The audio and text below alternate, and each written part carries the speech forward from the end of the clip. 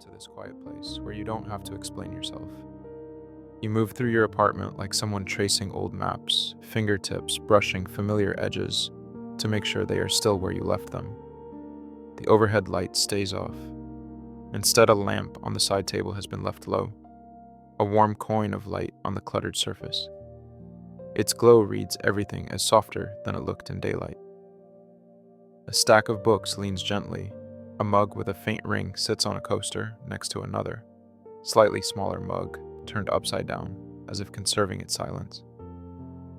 The chair across from the sofa is angled toward where someone might have sat earlier, its cushion holding the faint impression of weight and conversation.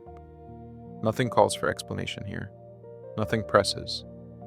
You set your keys on the bowl by the door without thinking about the exact clink they make. The sound fades into the hush that fills the rooms, a steady companion made of radiator clicks and the distant, low, tire swish of a late street. The window is a pool of dark, reflecting the muted rectangle of the lamp and the swath of soft light from another building across the way. Far beyond the glass, the city breathes. Inside, the air is still and carries the quiet residue of the day. You notice the way the windows show you a version of the room you could not see when it was bright, familiar objects given a new intimacy by shadow. Your jacket hangs over the back of a chair, sleeves folded with the casual care of someone who wanted the fabric to be ready for morning. Nearby, a scarf crumpled like a soft promise rests on the arm of the couch. The scarf smells lightly of the outside and of you, the scent altered by the warmth of your skin earlier. There is a small pile of folded laundry on the ottoman, not yet returned to drawers, each piece a reminder of movement and choice that does not need to be untangled now. You trace the line of a sleeve and feel how subtle the fabric is, how the cotton gives to your touch without resistance. You move slowly to the kitchen. A kettle sits cold on the stove, with the faint, drying curve of steam left where it rose. The sink holds a few dishes, stacked with the kind of care that signals an evening that was lived, rather than hurried. 2 spoons lie together in a cup, their handles touching like a small secret. The countertop bears crumbs from a meal that needed neither analysis nor applause. You set another cup in the drying rack, not because a system requires it, but because arranging things is its own quiet way of closing a day. The mundane gestures, wiping, sliding, setting, form an even, deliberate rhythm that steadies you. On the coffee table, a notebook is open to a page where a pen has been left, halfway through a sentence. You could pick it up and finish what you started, or you could let the words sit there, a fold in the evening. The choice exists without pressure. The lamp casts a soft pool of light across the page, the ink, a dark, small island. You trace the edge of the page and remember a laugh that happened earlier. The slow warmth of being seen in a room that was not only physically present but also attentive. There is no need to replay the whole conversation. The feeling of having been acknowledged lives in the small objects around you. The way a cushion was angled, the warmth left on a mug, the imprint of a chair. You find yourself sitting down finally, the sofa embracing you with familiar give. The throw is across your lap, the fabric worn in the places your hands tend to rest. There is a softness to the sound the fabric makes as you move, a muffled whisper that eases the edges of your thoughts. The room feels private in a way that is not lonely. Privacy here is not about shutting out the world, but about choosing what to keep close. The curtains draw a gentle line between the coolness outside and the warm interior, their folds holding the light like wings. Your phone is face down on the table. A notification light blinks once and goes on with its quiet beeping, but you do not reach for it. The moments after being seen earlier are not for scrolling through other people's selected fragments. They are for staying in the residue of what just was, for letting the small sensations and little domestic details collect like safe stones in your hands. To be seen, and then to remain where you are, is its own kind of work, a soft project that requires no declaration. There is music in the house of sounds that do not demand your attention. A refrigerator hum that becomes a steady bass. The soft creak of boards as the building settles around its residents. The hush of your own clothing. Sometimes a neighbor's laugh travels faintly like a far bell, and you catch the edge of someone else's living. The world is busy but not intrusive. It keeps its distance, and in doing so, respects the quiet you are curating for yourself. Your thoughts are not aligned to be followed. They come as small images and impressions, like a series of photographs, laid out on the tabletop of your mind. A hand reaching out over a dish, the angle of a silhouette against a doorway, a phrase that landed and stayed. None of these pictures demand that you explain them. They are allowed to exist, to be soft and unpressed between your fingers. You hold them and then let them be, letting this openness exist without needing to resolve into anything tidy. Around you, evidence of chosen care is scattered in understated ways. A plant leans slightly toward the window, its leaves angled like a quiet listener. A pair of slippers sits together by the door, toe to toe. A folded blanket at the foot of the sofa waits, not because the night insists, but because comfort is an intentional arrangement here. These things are small, domestic assertions that say you have created a place to return to, a place that knows you enough to be prepared for your returning shape. You notice the way the light catches a speck of dust and turns it into something like a tiny star. There is a gentle pleasure in such small, ordinary miracles. You allow your eyes to rest on the span of the room, taking into the ordered clutter. A lamp, a stack of mail tucked beneath it, a pen balanced on the edge of a notebook. Everything holds a history of decisions and indifference, of presence and absence, and none of it asks you to justify why it is there. Your body settles more deeply into the couch. Muscles that had been on alert during the day loosen their hold. There is no rush to do anything else. The night is patient and does not demand performance. It accepts the residue of your day, the visibility, the moments of showing up, the small emotional work, and it offers you a space to simply be with those things, not to fix them or explain them. This willingness to rest without producing is an act of quiet dignity that the room recognizes. As the evening deepens, your attention drifts from the particulars to a more diffuse feeling of being contained. The steady hum of electricity becomes part of the room's voice, a companionable undertone. Outside, a car passes slowly and then is gone, leaving a ripple that the windows swallow. Inside, objects keep their places like friends settling into a familiar conversation. There is no need to perform or to tidy up every stray thought. The domestic details, the stacked dishes, the second mug, the jacket draped on the chair, are enough to tell the story of a night that holds you without interrogating you. You sit there, quiet and present, in a room that is both witness and shelter. The day has already happened and does not require retelling. The light is soft, the air is steady, and the small, ordinary things around you keep their gentle company.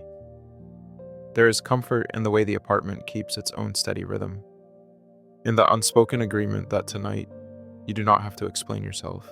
Welcome to this quiet place where you don't have to explain yourself. You notice the shoulders first, how they had been carrying the day like a small, polite weight just beneath the collarbones. They loosen without fanfare, a kind of permission that arrives from the room rather than from you. There is no announcement, only a gentle relenting. The muscles remember that they are allowed to soften. The awareness moves from the outside, what you wore, who you sat beside, the shape of the evening's light, to the inside, as if someone has turned a dimmer, so your attention can settle into the contours of your own frame. The lamp on the end table throws a warm, low circle across the coverlet. Its light is the kind that reads well and rests easily. It does not demand clarity so much as company. A second mug sits on the kitchen counter, a smudge of dried tea at the rim, and the faint fingerprint where a hand lingered. It is an ordinary thing, this mug, and yet its presence refracts. The evening back to you, evidence of shared time, a pause that still holds half of a conversation, and the comfortable silence that followed. You can feel the memory of the conversation as a mild pressure behind your sternum, not sharp, simply palpable, like something still warming. Your hands come to rest somewhere familiar, palms against soft fabric. The blanket has the give of something that has been used for years, its texture shaped by evenings almost exactly like this. Your fingers find a worn seam and trace it, not with purpose, but because the motion steadies you. There is a small stack of books on the floor by the armchair, their spines slightly scuffed, a bookmark peeking out of one. They are there as quiet witnesses. You do not reach for them now. They sit like old friends who understand that tonight you need the larger, slower thing, the feeling of being permitted to let go. Outside the window, the city exhales.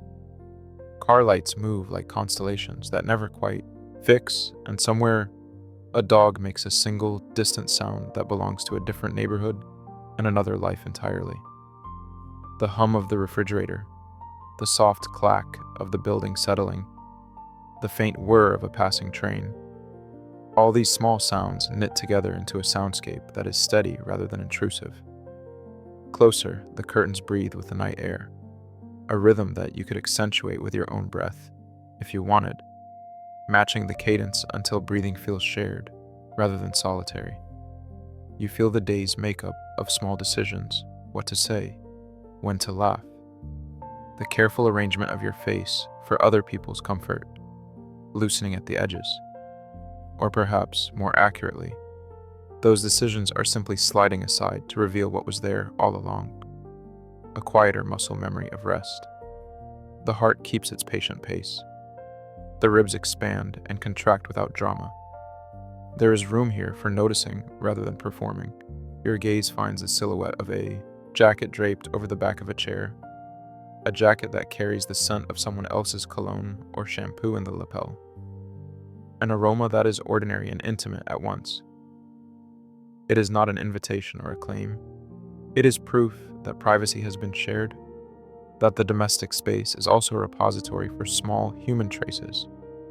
You turn slightly and feel the mattress give, the way it accommodates without fuss. The fabric of your pajamas whispers against your skin, familiar and unremarkable, and for the first time in hours, you notice the temperature of your forearm, the exact coolness where the lamp's light does not reach. The cool makes the warmth feel more deliberate. The sensory details are not dramatic, they are gentle calibrations that remind you of the body's ongoing business even while the mind pauses. There is a photograph, tucked into a book on the shelf, edges soft with handling, faces blurred by memory rather than bad focus. You recognize the scene, a picnic blanket, laughter frozen in mid-gesture, someone leaning into someone else in a way that was both unguarded and so careful it felt like an offering. You do not need to catalog the people or explain why the image matters. It sits there like a quiet emblem of a life braided with others. The sense of being seen, the way a friend once looked at you across a crowded room, the way a neighbor nodded with something like acknowledgement, settles in the chest not as a burning heat, but as a steady warmth, the kind that makes the ribs loosen so breath can expand. Your jaw unclenches, the small, unconscious tightness that had been keeping words in reserve dissolving. You notice how your forehead smooths in increments, as if the skin itself is learning to relax after a day of attendance. There is a gentle softening behind the eyes, a fatigue that is not defeat, but the honest result of being present. Memories come and go without urgency, a compliment that arrived light and unexpected, a moment when you adjusted to someone else's humor and were surprised by how easily you fit into it, a glance that lasted a fraction longer than expected. These recollections ripple through you like a slow, placid tide, rather than a storm. The apartment around you is arranged by habit and affection. A scarf thrown over a banister, books on the coffee table with a crumb tucked into the corner, a plant whose leaves have been misted today. The small domestic irregularities read like signatures. They mean that someone lives here who has taken the time to arrange and to tolerate imperfection. You feel the steadiness of those choices now, a companionable ordinariness that reassures you without naming itself. Privacy here feels like a soft armor. It is not about hiding, but about the freedom to ease performance down to its gentlest volume. Your mind occasionally revisits the earlier visibility, not as a replay, but as a soft slideshow. Faces, tones, gestures. Each image carries its own small warmth. You do not analyze or rehearse.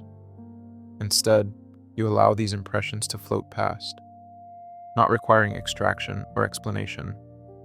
There is an acceptance that the evening was enough as it was, both for what it offered and for what it left open. The unfinished edges are comfortable, like a half-read page in a book you mean to return to.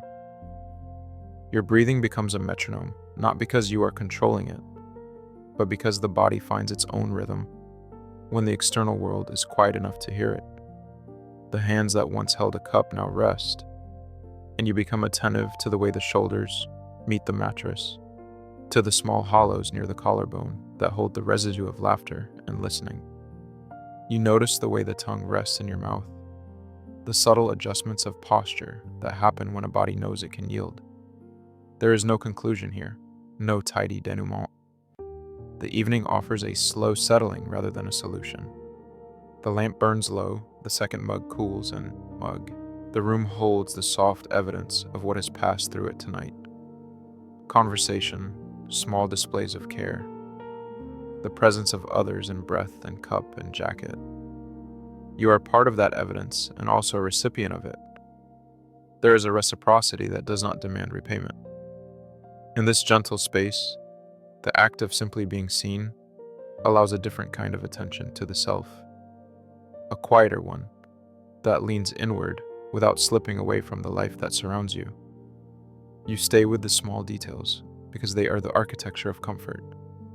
The way light pools against the wall, the smell of fabric that has been worn and washed, the faint crease in the pillow where someone else has once rested. There is no rush to synthesize these things into meaning.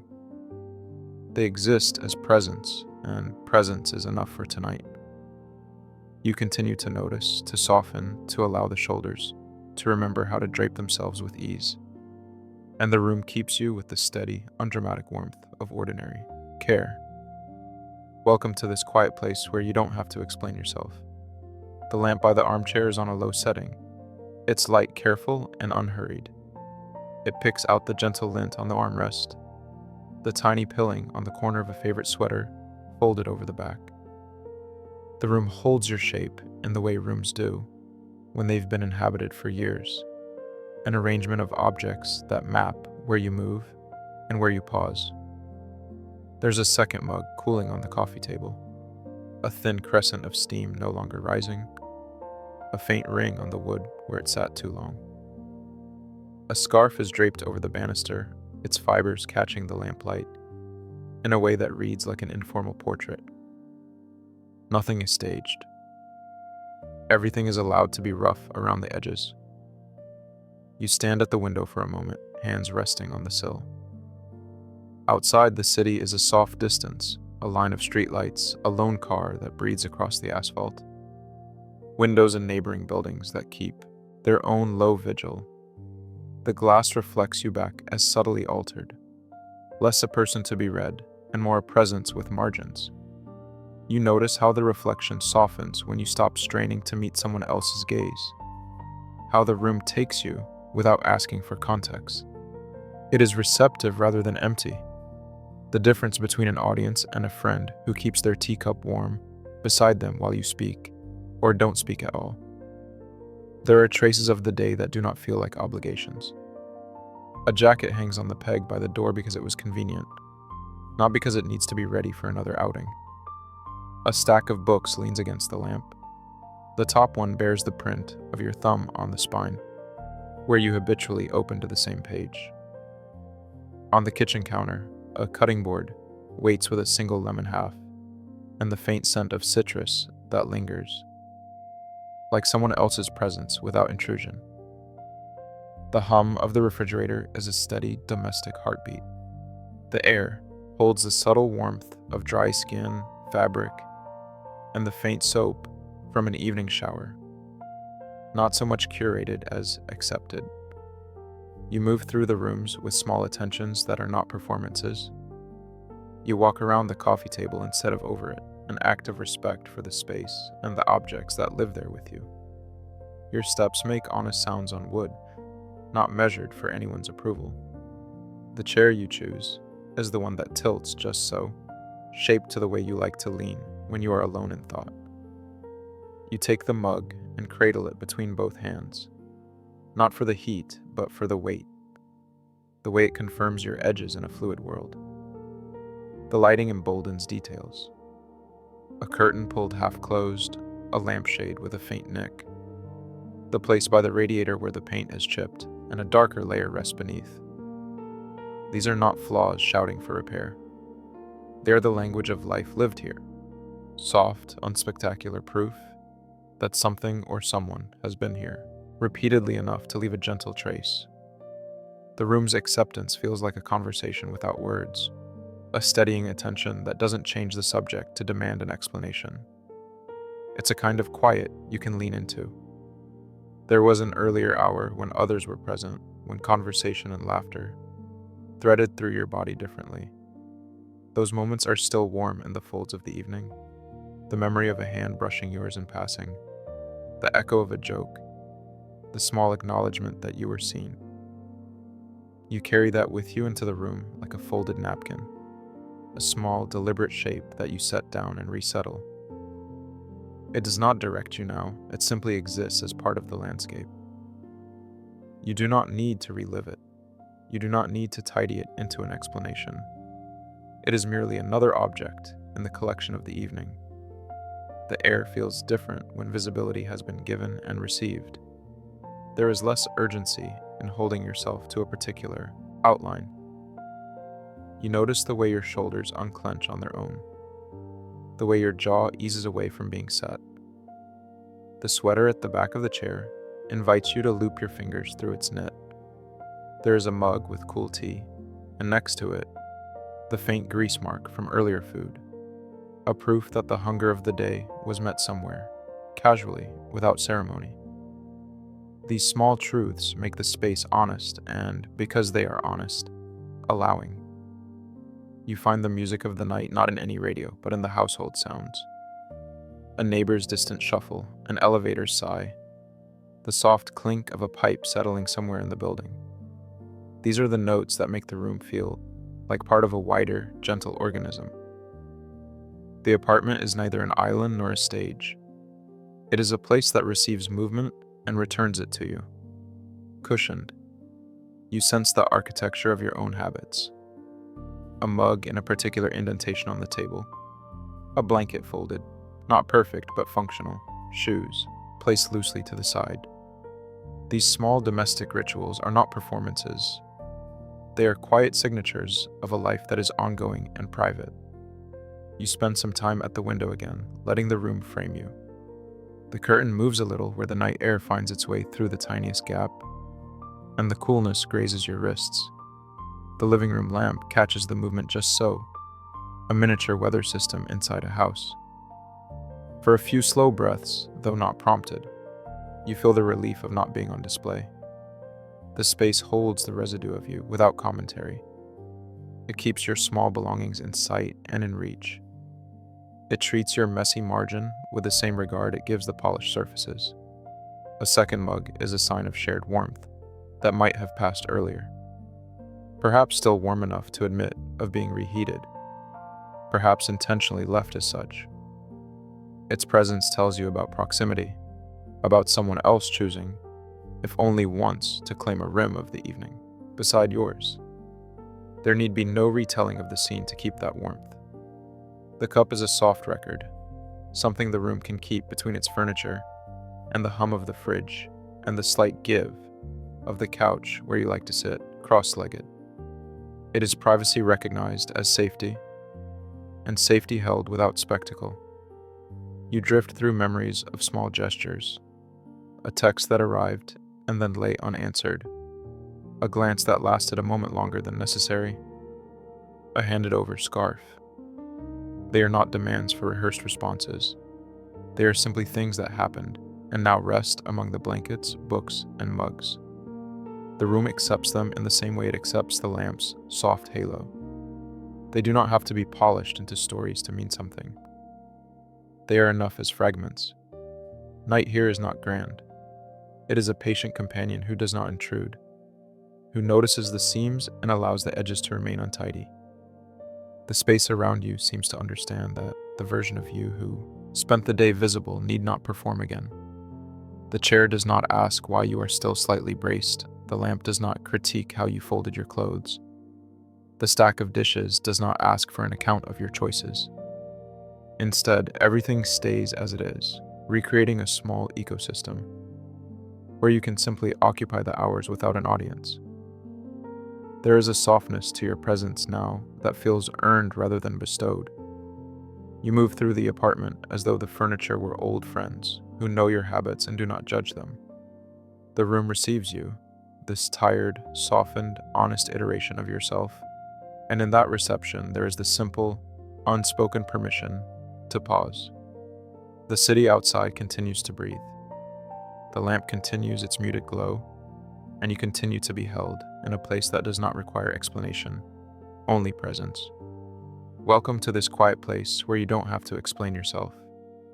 You sit in the room as if continuing a conversation that has already loosened its grip on meaning. The edges of the night press softly against the windows, and inside the lamps are left low, throwing an amber hush over the furniture.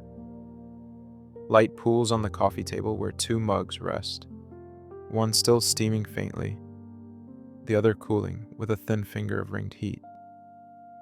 They are not arranged with ceremony.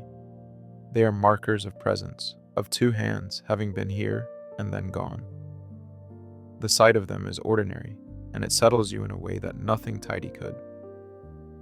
Things left mid-evening carry warmth like a steady heartbeat. Across from you, a chair is angled, the back turned as if someone had just stood and stepped into the shadowed hallway. A sweater, soft at the elbows and carrying the faint scent of a place visited earlier, is folded over its arm. The fabric crinkles when you move it with your palm and reveals a pocket that still holds a small borrowed pen.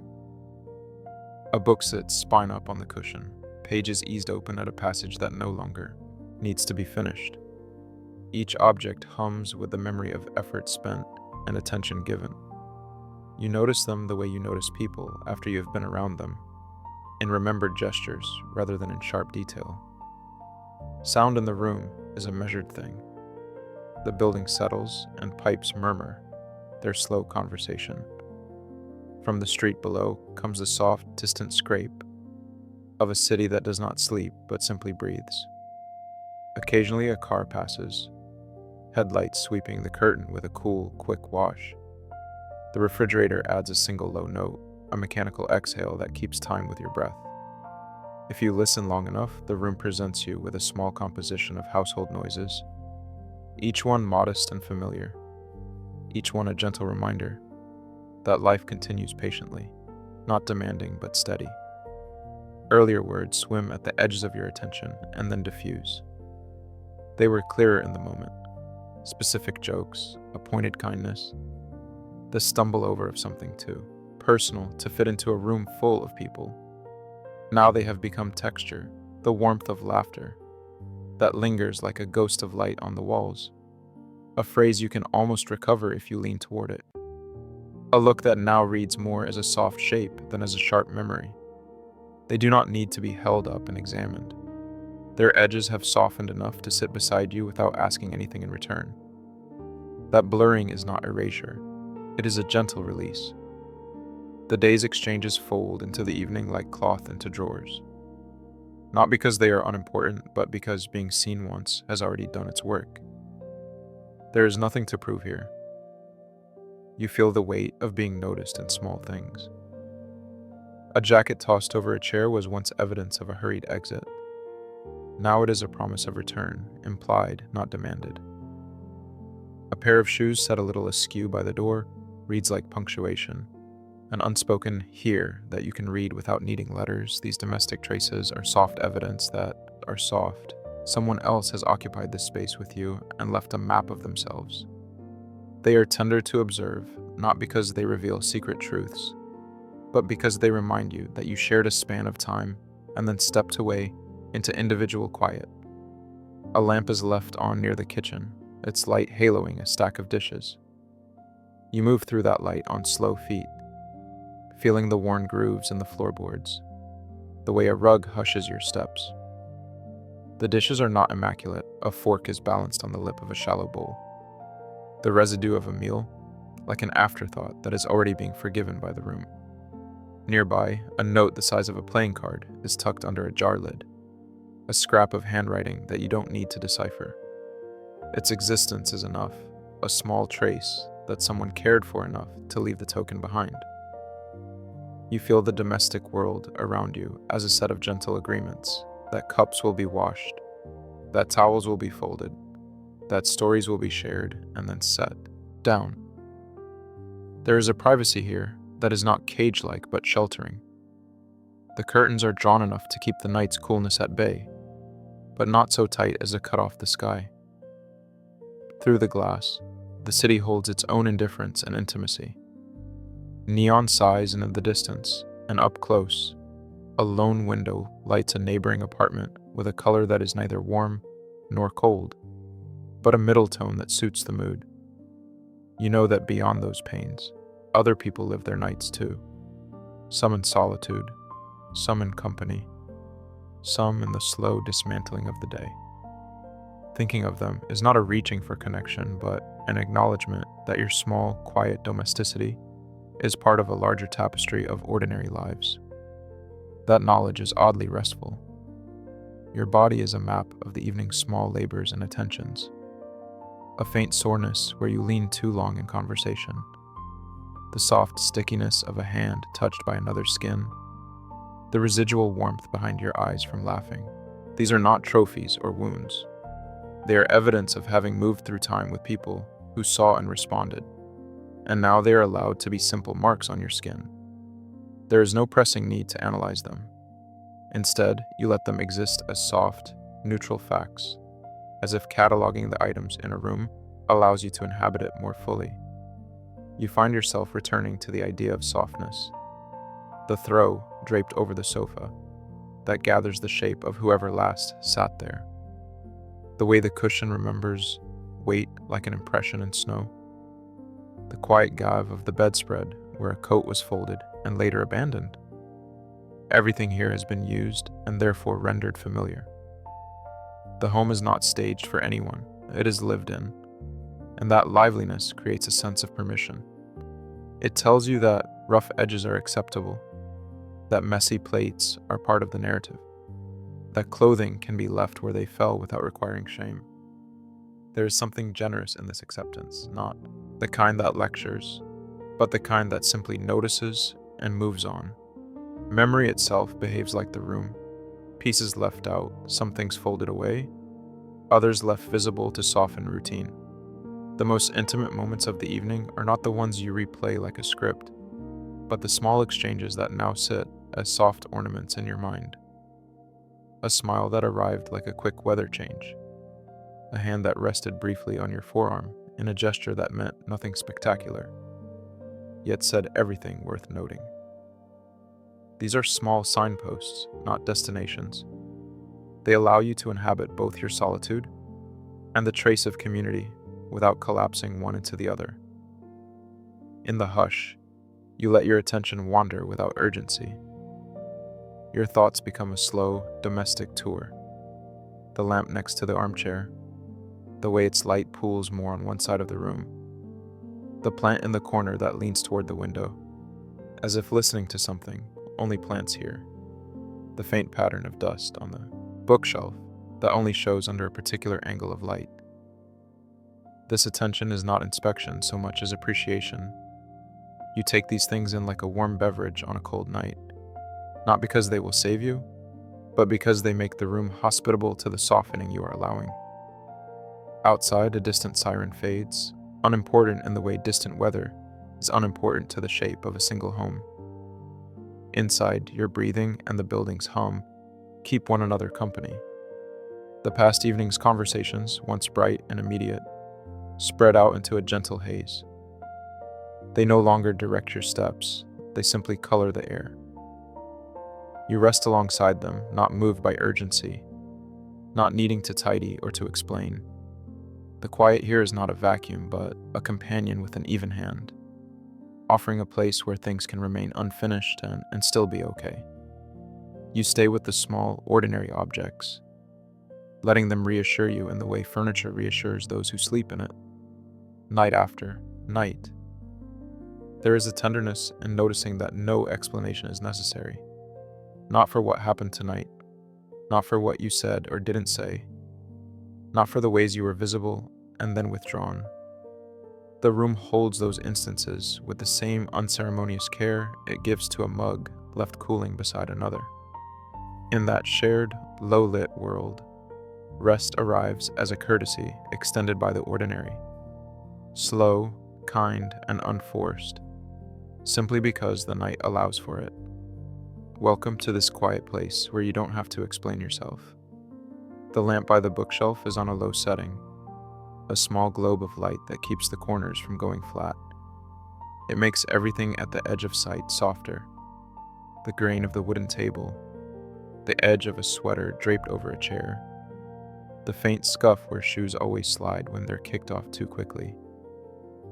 There is a second mug cooling on the coaster, half full of something that went cold while someone lingered at the window. Its rim bears a thin circle of steam that once rose and disappeared. Now it mirrors the room, a curved, slightly blurred version of the lamp, and the cushions and the steady slant of a jacket on its hook. That second mug is evidence of another presence that does not need to be named to be felt. It is a trace that makes the flat quiet of the evening into something like company. You move slowly through the small geography of the apartment, fingers grazing surfaces as if saying goodnight without voice. The kettle has long since been unrung.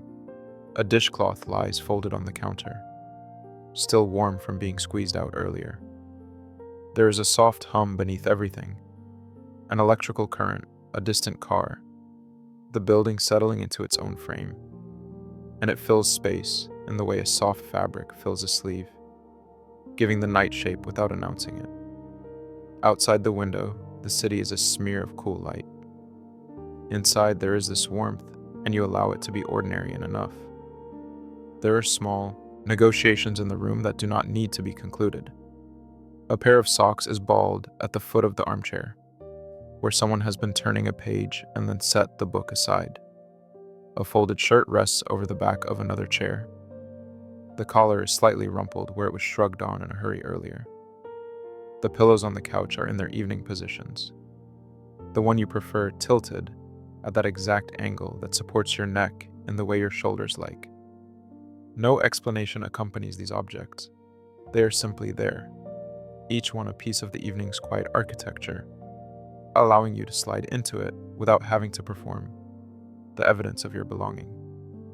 You know, without needing to catalog it, the order of things, a stack of books with a bookmark, not yet returned to its place, a pair of glasses, set lens down on a magazine, a small plant that has been coaxed into life and now leans toward where the lamp sends its weak offering of light.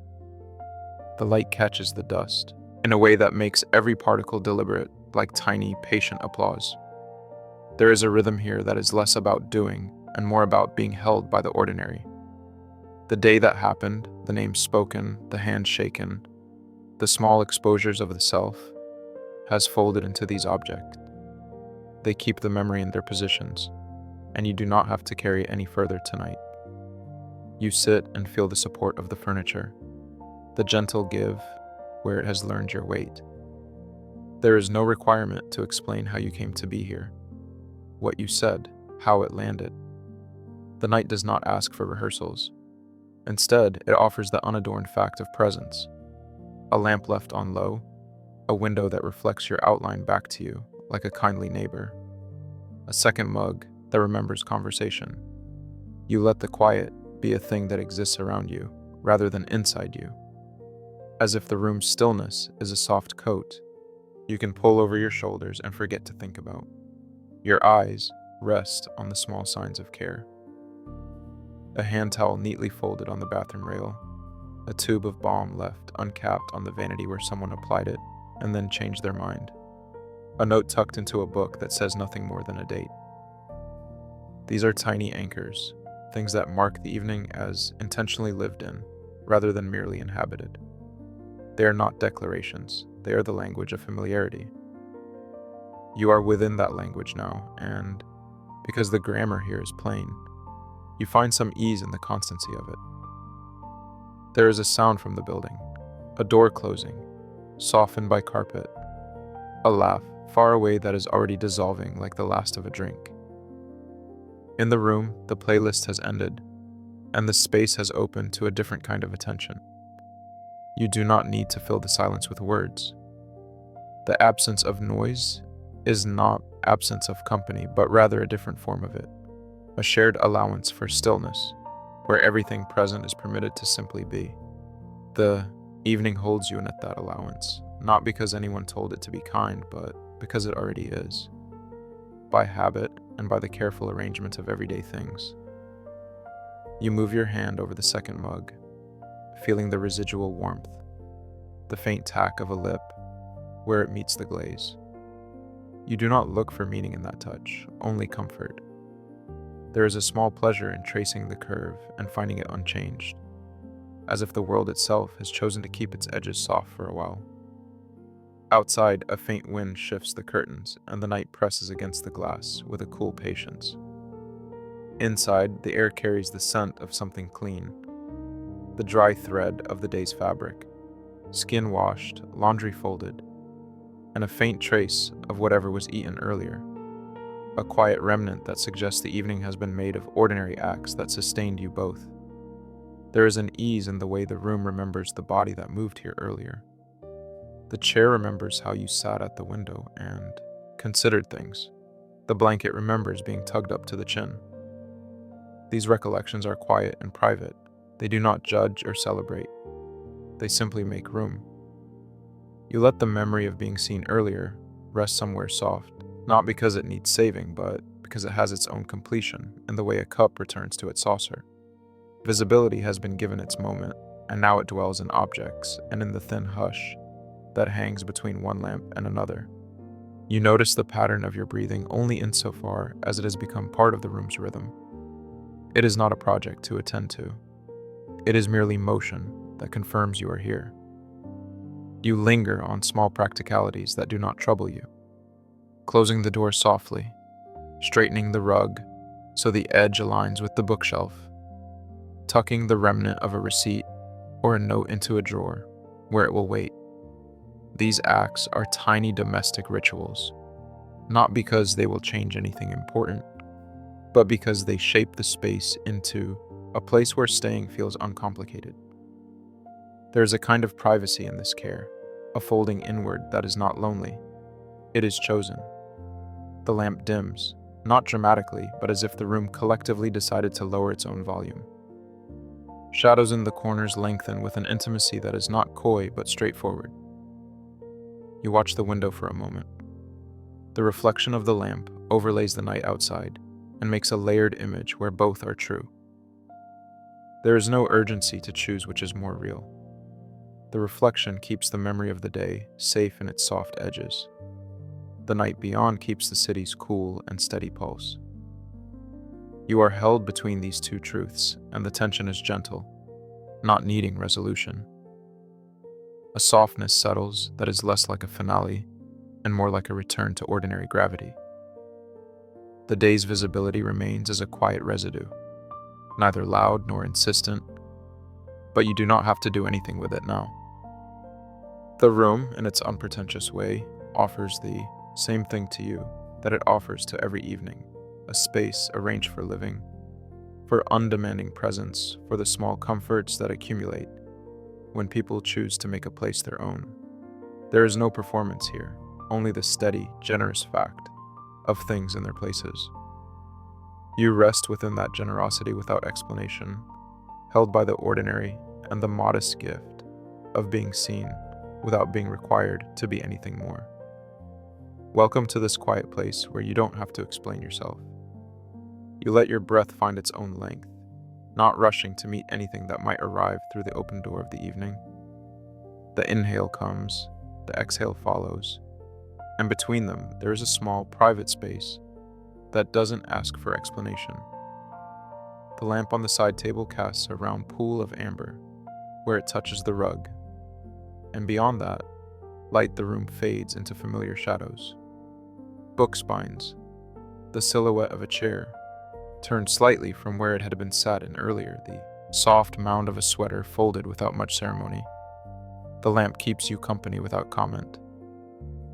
On the coffee table, 2 mugs sit in their quiet aftermath. One bears the faint ring of cooled coffee or tea.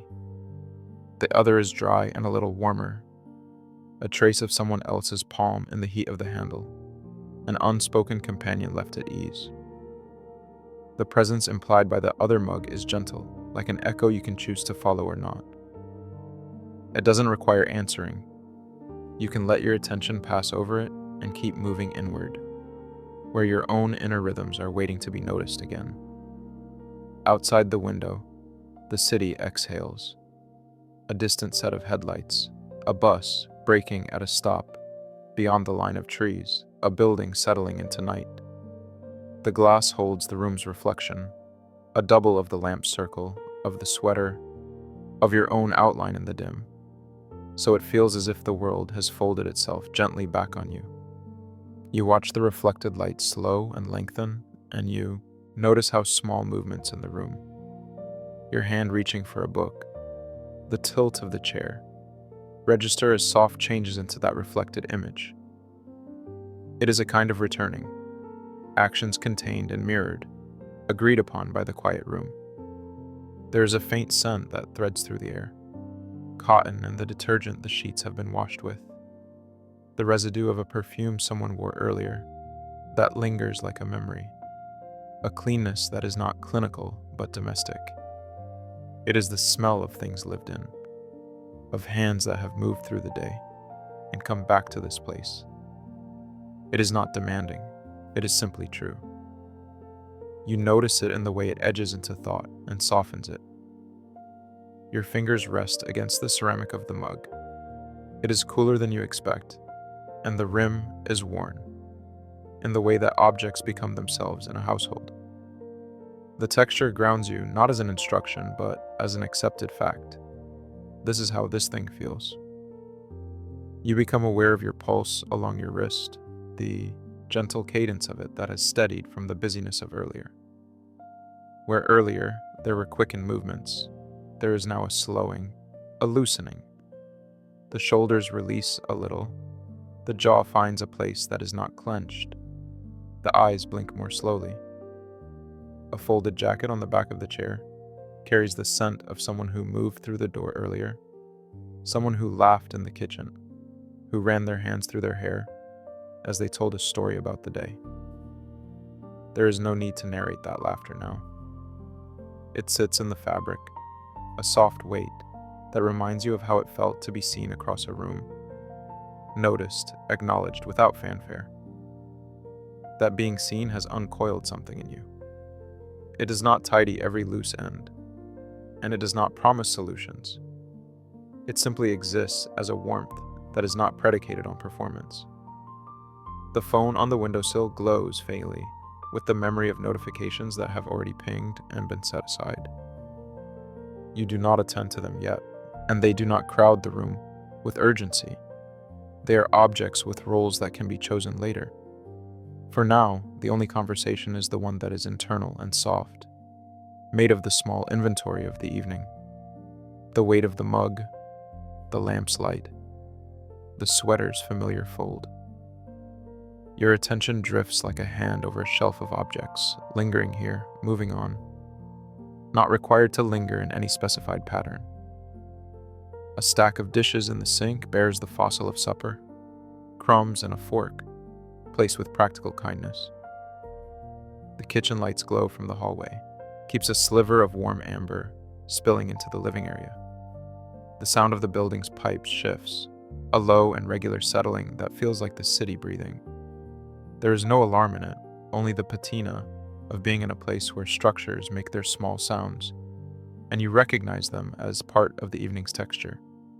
Even the hum of the refrigerator is like a parenthesis in the quiet, constant, unobtrusive, and outline for stillness. You find that your attention no longer reaches reflexively for the past hour's social choreography. The notes of conversation that had seemed so bright and urgent while they were happening now sit like pictures on a mantle, visible but not needing to be rearranged. Being seen earlier, by faces that looked at you, by gestures that made room for you, has given permission to exhale. The permission is not something handed down. It is a private realization. It lives not in words, but in the small physics of your body, settling into a chair that knows your shape. There is a ribbon of light from a street lamp that crosses the floor in a steady stripe. It cuts through the rug and bisects the room with calm clarity. You put your bare foot into that light and feel the contrast between the warmth of the lamp and the coolness where the light does not reach. The difference is soft and clear, like the edges of a sentence. You notice the tactile quality of the rug, underfoot, the fibers catching against your skin, and it grounds you in this particular room, this particular evening. The simplicity of sensation is generous. A book lies open near the edge of the sofa, a page marked where your attention left it. The words are there, patient, not demanding to be consumed. You allow your gaze to rest on the open pages, then to travel to the ceiling, to the way the paint seems richer in the lamplight. The mind that has been keyed for exchange all day relaxes its expectancy. It is as if a conversation has moved from the center of the table to the corners of the room, where each object hums with the aftermath of presence. Something in you notices that the room has been arranged by people who care enough to leave things in places where they will return with ease. The jacket hung within reach, the two mugs positioned as if in mid-conversation, the soft scatter of pillows. These are not grand gestures, they are small acts of consideration. They are domestic and quiet and full of unspoken choices. This is the vocabulary of chosen weeks and chosen nights, of arrangements that allow for coming and going without collapse. You feel the steadiness of those choices close around you like a blanket. Memory of the evening's faces rises now as color rather than heat. You see gestures rather than hear sentences. You revisit a shared laugh as a shape, a tilt of a head as a soft punctuation. These memories do not demand your attention. They rest beside you, willing to be reshaped or left untouched. There is a space forming between the outside world's calls and the simple ongoingness of your presence here. It is not a vacuum. It is a gentle softening where nothing waits to be responded to. You notice you are breathing slower still. The breath is not a practice. It is an automatic, tender measure of living. The room seems to match it, temperate, composed, familiar. You let your eyes close briefly and open them again to the same scene, as if checking in with a dear friend. The light is steady, the objects reliable, the air neutral, and carrying the day's residue, like a harmless, recognizable scent. There is no grand conclusion tonight, no tidy ending. The evening holds the space for the simple fact of being, for the ease that arrives after visibility, for the small domestic evidence that life has been shared, and nothing more is required in the moment. The presence of others is implied rather than extant. A scarf draped over the chair, a plate still warm from a meal. These traces are the language of intimacy without performance, of private economies that do not need explanation. You let one more breath follow the other, each one a quiet event in a room that contains itself, without spectacle. The lamp continues its calm work. The city keeps its distant cadence. The hour stretches with a softness that does not need to be filled. You remain there, held in the ordinary, in the familiar arrangement of things that say, simply, that the world will continue and you are allowed to be in it as you are. Welcome to this quiet place where you don't have to explain yourself. The lamp by the armchair hums without fuss, casting a small halo over the patch of rug where your feet could rest if you chose. Its light is warm in a particular way, gentle but honest, the kind that shows texture without making anything theatrical. You notice the way the lampshade softens the edges of the room, how the bookshelf silhouette becomes a steady neighbor rather than a statement. Close enough to be seen, distant enough to not require explanation. There is a second mug on the low table, glaze slightly nicked along the rim, steam long gone. It sits beside yours like a small, unremarked promise of company earlier in the evening. You remember the weight of it between fingers that were pretending not to be tired, the warmth that moved through your palm and lingered in your chest in that particular slow way that comes from being noticed. The mug now cools, a quiet relic of conversation and small exhalations. It does not demand anything of you. Its presence is matter of fact, part of the room's inventory of lived-in things. A sweater lies folded over the back of a chair. Its arms drape in a careless, practiced way, the fold softened by the number of times it has been handled. You could smooth it, refold it, tuck it away, but you leave it like this because it reads like a map of your evening. Used, acknowledged, set down without ceremony. Nearby, a small stack of dishes rests in the sink, edges catching the lamp's light. They are not a chore tonight. They are evidence of sustenance and movement, the kind of ordinary labor that keeps a life feeling real. The kitchen hummed earlier with a mix of spices and words that tasted like relief. Now only the faint scent remains, a soft trace that stays with the air. Outside the window, the city inhales and exhales in a slow rhythm. Streetlights make long, patient reflections on the glass. A siren threads the distance and unwinds without urgency. The world does not demand anything more of you than your attention at your own pace. The curtains sway infinitesimally when a passing bus disturbs the air, and you find the motion calming in its predictability. The universe continuing its low work, while you allow yourself less. Your phone is face down on the coffee table. Notifications settled into silence hours ago, or perhaps they were muted by deliberate hands. Either way, there is an ease to the quiet that is not forced. You lift it, let your eyes trace the dark screen, and set it down again. The action is small, ritualistic, like checking a lock though the door was never open. There is a soft satisfaction in this, an acceptance that nothing immediate requires you. The surface of the screen reflects the lamp's glow, a softened twin that makes the room feel slightly larger but no less intimate. You move, slowly, to the window seat, settling where a cushion holds memory in its slight indent. The fabric is familiar beneath your palm, threadbare in places but comforting in how it yields. Your hand traces along the seam of folded clothing stacked there, a t-shirt you wore earlier, a scarf that escaped being worn but was considered. Each object is modestly arranged, not artfully staged, simply present. They are the quiet geometry of a life shared sometimes and kept private often. There is a comfort in the ordinariness of it all. The domestic air makes room for whatever remains from the day, without flinching. There was an exchange earlier that still hums at the edges of thought.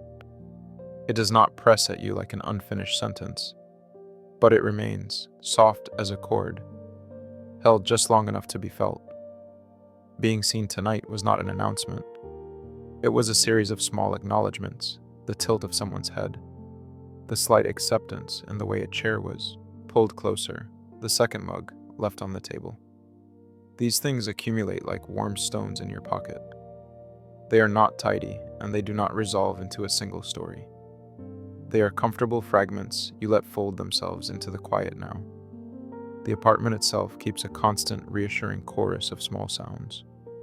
The pipes tinkle in their ordinary negotiation with temperature. The refrigerator hums a steady, low note. A building creaks as it settles into night. These are not intrusions.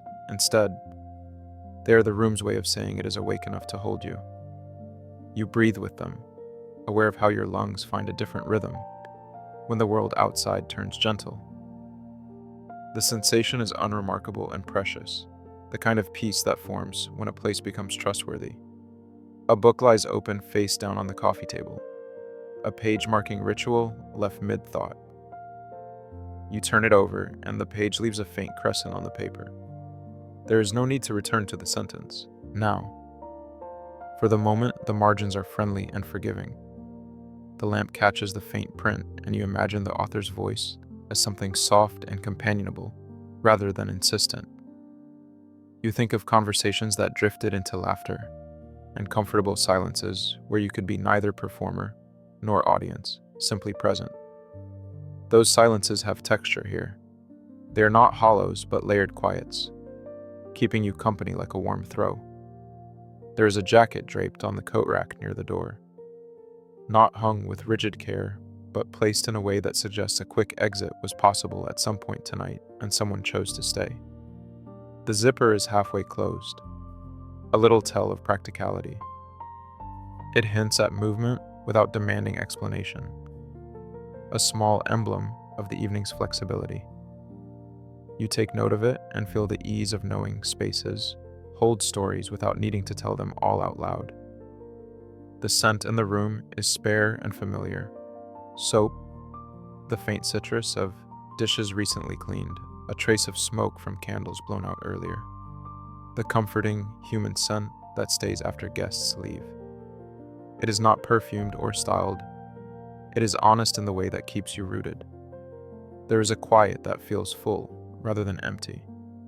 Objects, traces, and faint interactions arranged around you like a low chorus. You move through these small details with gentle attention, not because you think observation will heal anything, but because noticing is a way to be present to the moment. The evening does not demand you do more than inhabit it. The room invites you into its ordinary, unassuming warmth. You let your hand rest on a stack of postcards that haven't been sent. Tiny, unread sentences folded into corners. They remind you of earlier nights when messages were simpler, and the act of writing unfolded like slow breath. You fold and unfold one in your mind without needing to decide whether to send it. There is a particular softness in the way the lamplight flattens the world's contours. Edges blur into one another, and everything takes on a calm that does not require tidy endings. You sit with the way being seen earlier has left a residue of ease. It is not a triumphant revelation, but a small, honest truth that hums like the refrigerator, consistent and gentle. You let that hum be enough for now. The apartment is a map of small mercies, a second mug, a sweater left to rest, a jacket that hints at presence, a book with a sentence paused mid-idea. None of these things speaks loudly, and none of them asks for resolution. They simply exist beside you. In the hush, they feel like steady companions, quiet, familiar, and unperformative. You breathe with those companions, allowing the night to hold you in its soft geometry, letting the visible and the invisible sit together without needing to be explained. Welcome to this quiet place where you don't have to explain yourself. You linger in the margin of light where the lamp throws a warm circle onto the rug, and everything beyond it softens into a blue-black that makes familiar shapes easier to hold. The apartment settles around you like a hand that doesn't need to do anything. There is stillness, but it is not empty. Objects record the day in small, unassuming ways. A second mug cooling on the table with a faint ring of dried steam. A sweater folded and left on the back of a chair, as if it were only ever going to be needed again. A pair of shoes angled toward the door, instead of aligned like a promise. These are traces of presence rather than plans. They tell you someone else shared the evening with you, or that you made room for them in the quiet without having to account for it. The light sits low, not driven by intent but by habit. It is the kind of illumination you keep when you want to continue being seen, but softly, without performance. It flatters nothing and reveals enough. The grain in the wood table, the faint scuff on the edge of the bookshelf, the way the cushion on the couch keeps a slight impression of the last person who leaned there. You become aware of small comforts, the fabric of your clothes against your skin, the cool rim of the mug beneath your fingertips, the hum from the appliances that makes the air feel like it has a heartbeat that is uninterested in drama. Outside, the city breathes at a distance, taillights, an occasional pedestrian, a far-off siren that folds into the background like a line of a song you half remember. Inside, every sound is domestic and known. There is a memory that rolls quietly around the room, like a turned-on fan that carries but does not force air. The sense of having been seen. It arrived earlier as light and words and looks that matched without needing explanation. It was present enough to change the angle of your shoulders, to let a hand unclench without ceremony. Now it lingers like warmth after a cup of tea, not demanding anything from you. It asks nothing, not even gratitude. You notice it most in the small, unremarked artifacts of the evening. The way a chair remains turned slightly toward the center of the room, as if someone might return to it. The extra blanket folded near the sofa, where two had been sharing warmth. A note on the fridge with a single practical line that carries the intimacy of ordinary attention. The room holds these things with discretion. You move slowly through the apartment, not because there is anything to do, but because motion feels like a conversation you are having without talking. Your hand brushes a stack of books on the coffee table. They are not arranged to impress. They are arranged to be used. The edges of the pages are softened from being leafed, through evenings ago or maybe earlier today. You pull one toward you with a gentle, almost apologetic motion, not to read, but to feel the familiarity of its weight. There is comfort in knowing that things exist in this space for their purpose, rather than as props. It allows you to be quieter without becoming less. In the kitchen, the second mug still holds the trace of someone else's breath, a faint ghost scent that is neither intrusive nor absent. For a moment, you consider rinsing it, then decide it can sit a bit longer. There is a pleasure in leaving things exactly as they were when the day loosened its grip. A folded napkin at the edge of the sink, a spoon with tea leaves clinging to its bowl. These are small proofs that the evening was shared in rhythm, not in ceremony. The humility of these objects is familiar and steadying. They do not announce themselves. They simply are, and that is enough. The window glass holds the room's reflection, your silhouette softened, the lamp's pool of light, the curtains slightly parted. Outside, the night has the coolness of indifference that is kind. A plane traces a slow silver line across the sky, a reminder that other lights are moving in their own quiet. The view is not a spectacle, it is a companion. You watch the reflection of your own hand on the glass, and it feels like an invitation to be present without needing to perform presence. There is no urgency to explain a laugh given earlier, no pressure to translate a look into a narrative. The seeing that happened is comfortable enough to be unspoken. The air carries no single scent strong enough to demand focus. There is the subtle clean of skin, the faint resin of the wooden shelf, the underlying warmth of cotton and soap. These scents fold together the way voices do. When a room grows quiet, distinct if you listen, unfussy if you do not. Each rhythm of breath in the apartment seems to match the others without coordination. The space does not demand that you be any particular kind of quiet. It simply allows the form of your silence to exist among other silences. That allowance feels like a chosen family's parole, mutual, unbothered, real. You sit back down in the chair that still keeps the impression of someone having leaned into it earlier. It is a comfortable chair, not ostentatious. Its fabric remembers the shape of people's evenings, creasing and softening in familiar places. As you settle, you notice how your muscles release. in a way they didn't an hour ago. The evening does not ask for explanations. Instead, it provides a space where explanations are unnecessary. There is an economy to the night's generosity. It gives rest without a transaction. It holds the detail of what was shared, the visible marks of presence, without asking you to turn them into meaning. Memory presents itself in small, emblematic moments rather than in grand recitations. A laugh that lingered longer than politeness required. The tilt of a head that confirmed attention. A hand finding yours for a half second and releasing when there was no need to own it. These impressions float now like tender, unforced punctuation marks. They do not need to be cataloged, they are simply there, and you can let them be. You do not replay them because you must understand them. You allow them to be the quiet, luminous residues of an evening that included you. Night gives the kind of privacy that feels like safety. The curtains are not drawn tight.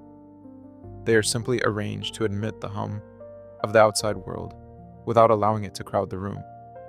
The jacket draped over the back of a chair suggests arrival and departure, a practical awareness that others come and go, leaving the space intact in its ordinary way. This ordinariness is an important kind of intimacy, unfashioned, unscripted, generous. It allows you to be seen without the trappings of performance. It is enough for the room to know you are here. You let your attention soften. Thinking becomes less about parsing and more about attending to texture.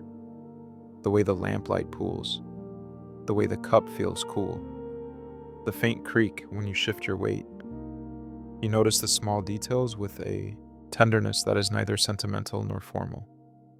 Each observation is quiet and patient. There is room for them to exist without being turned into explanations. They are the kind of things that accumulate into the gentle solidity of a home that is lived in by people who do not need to make themselves visible to be real. There is no pressure to tidy, no urgency to tidy your thoughts. The room's inertia matches your own. Both are content to hold their impressions as they are. The feeling of being seen earlier exists now as a soft presence in the periphery, like the backbeat in a song that keeps the cadence steady. It doesn't require a response, it simply keeps time. You breathe with that rhythm and find that the night becomes a place where visibility translates into quiet permission to rest. Not because something was fixed, but because being witnessed made the world feel less solitary for a while. You remain where you are in the warm pool of light, beside the second mug and the folded sweater, surrounded by the small, modest evidence of company. The apartment hums, patient and familiar, and the city beyond continues with its diffuse, indifferent glow. You do not need to rework the evening into something tidy. You let the sense of having been seen sit with you, soft and unassuming, and you let the night do what it does best: hold everything without asking it to change. Welcome to this quiet place where you don't have to explain yourself. You move through the room with the slowness that lives in the hours after other people have left the edges of your evening. The lamp near the sofa is on its lowest setting. The bulb warmed into a color that makes the worn cotton of the throw look softer. The wood grain of the side table look deeper. The light does not announce anything. It simply settles, a gentle presence that allows the rest of the night to breathe around it. You notice how the lamp's halo cuts a small circle on the rug, where footsteps paused earlier, a record of movement that is ordinary and uncomplicated. There is a mug on the coffee table, rimed with a faint ring, where it has sat against the paper coaster. A second mug is on the opposite end of the table, tucked beside a paperback whose spine remembers the weight of a thumb. Neither cup is full.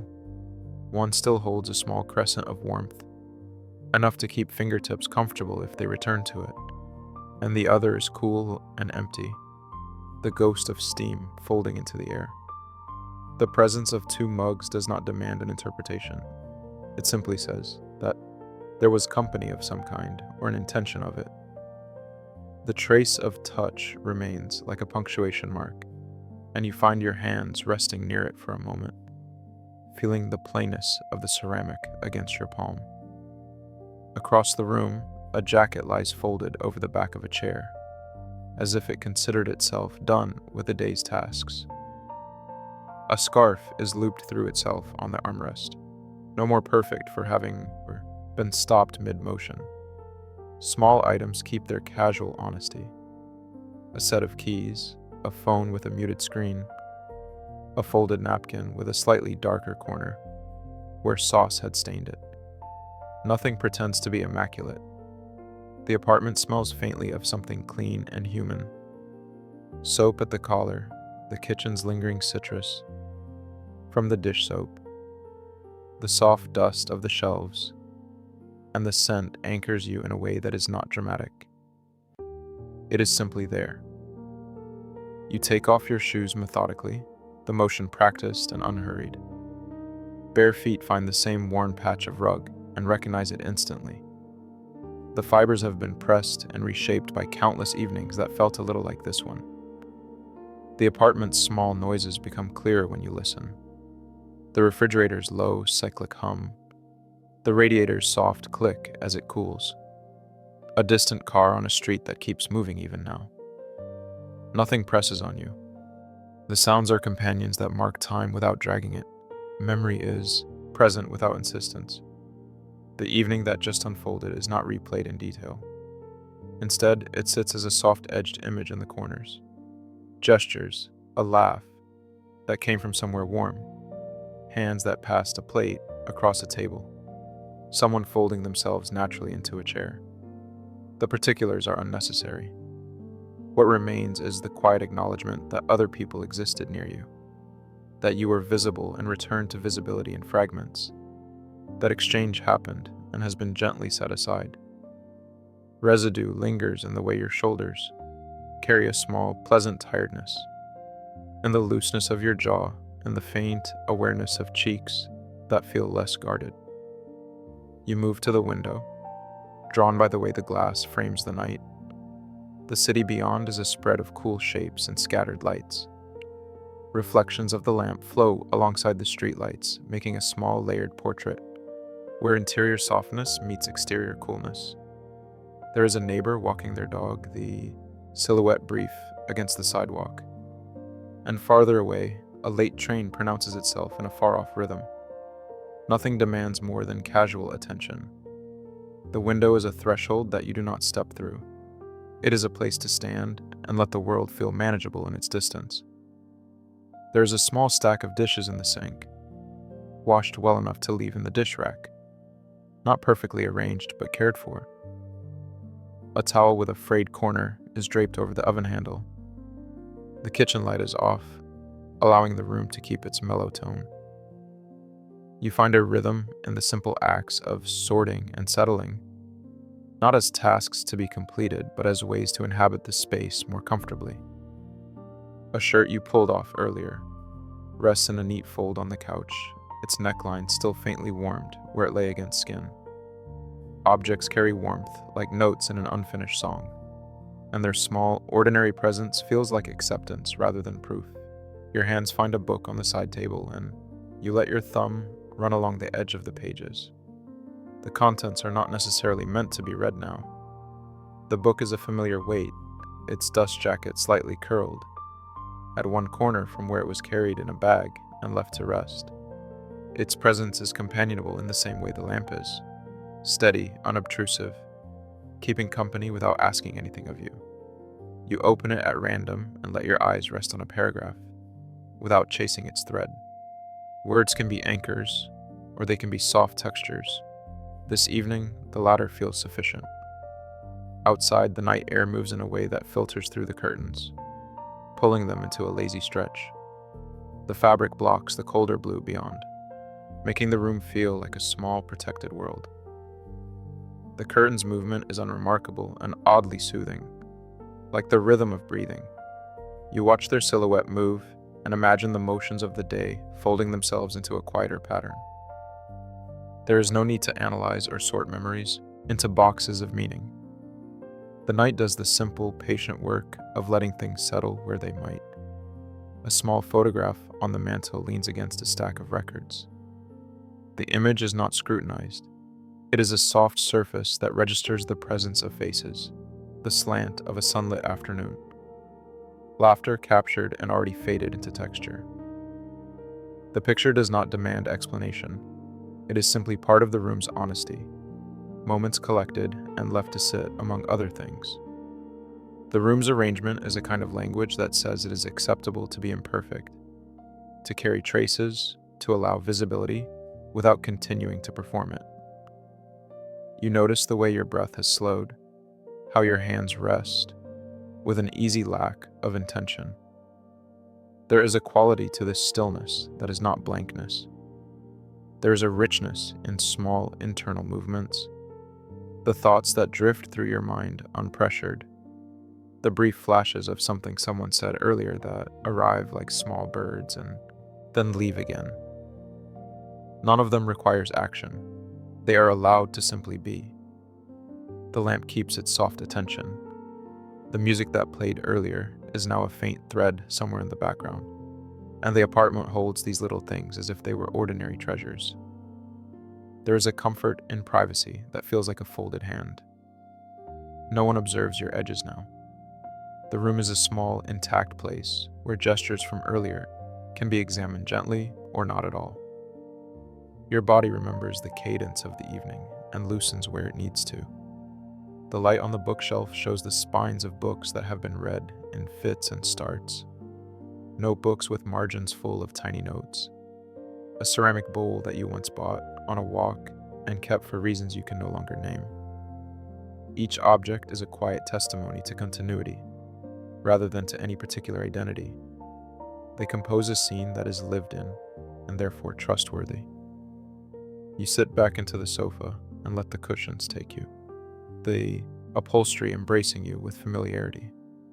The house sounds swell and shrink in their unhurried way, and the night stretches out without insistence. The small residues of the evening, mugs, coats, a laugh in memory, remain in their places, not pressed into meaning, but simply present. There is a depth to the quiet here, a kind of soft gravity that keeps everything in gentle arrangement.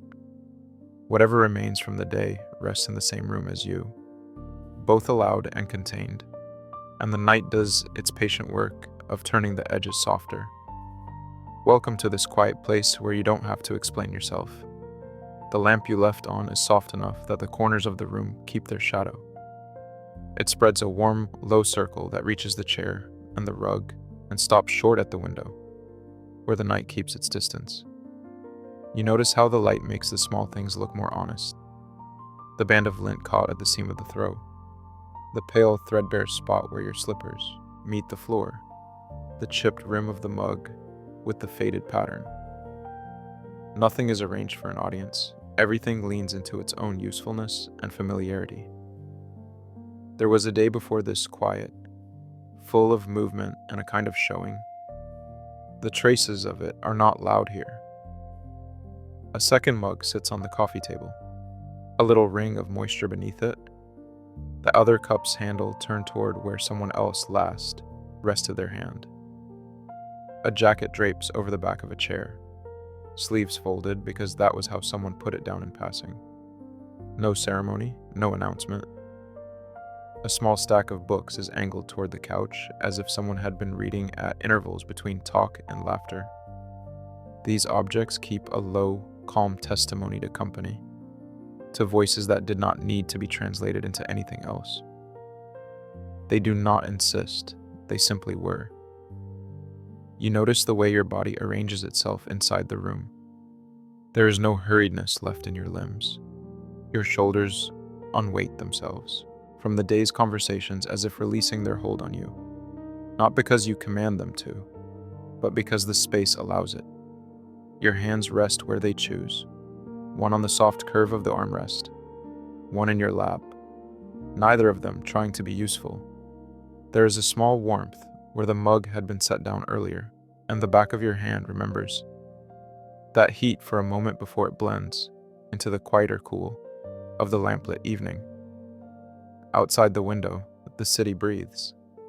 A distant bus sighs along its route, the sound folded thin by buildings and time. Somewhere 2 blocks away, a late radio station hums a familiar tune, and someone laughs into it, muted and safe. The building settles, soft pops and shifts that come from materials choosing to be themselves after a day of changing temperatures. The hum of the refrigerator in the kitchen is steady and unobtrusive, the sound a kind of domestic heartbeat. These noises are not intrusions, they are the backdrop that lets stillness exist next to motion without interruption. There is a small patch of cool near the window where the glass remembers the outside. When you extend your fingers toward it, you feel the contrast between the inside's lamp-tamed warmth and the clarity beyond the pane.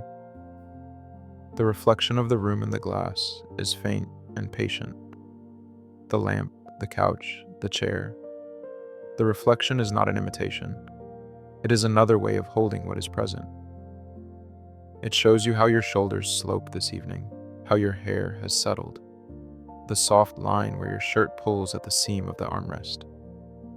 You study the reflection the way someone might study a familiar map, noticing the routes you have taken without needing to plan another journey. There are scents that belong to late evenings, the faint musk of skin that has been worn during meetings and hugs, the residual clean smell of fabric, detergent from the pillowcase, the slight citrus of the dish soap that washed the second mug. Nothing is ostentatious. These smells line up like small, considerate reminders of the day's necessities and small pleasures. They do not demand you name them. They simply sit in the air, held by warm light and quiet. The room has its fabrics and their histories. The throw over the back of the couch has the soft, broken-in texture that only comes from repeated use. Its fringe catches on your fingertips when you move. The rug beneath your feet remembers many bare steps and the occasional scuff of shoes.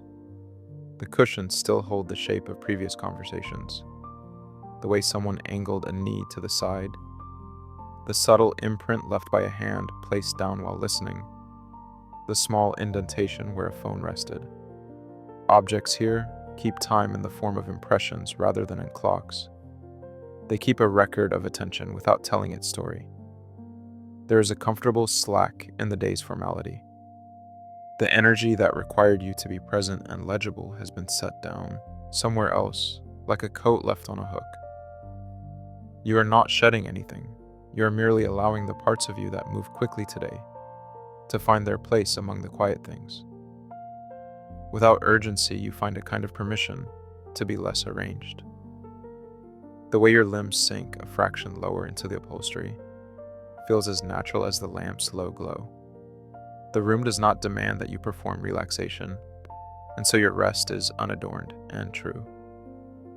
Your attention moves slowly now, like a hand tracing the grain of a well-worn table. You notice the small discrepancies. The way one mug is warmer, because it was used more. The little scent of someone else's fragrance that lingers on a scarf.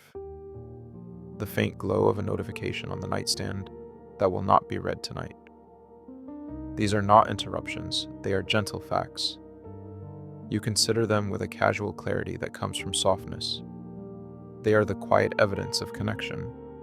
Moments where two or more lives intersected in an ordinary way and then separated into domestic peace. There is a warmth to the privacy in this room that is particular. It is not about secrecy. It is about the unspectacular freedom to let one's face rest without performing recognition. The curtains hang so they gather the night without closing it off. The light outside the window is not invasive. It is a distant acrylic wash that belongs to the city and keeps its own rhythm.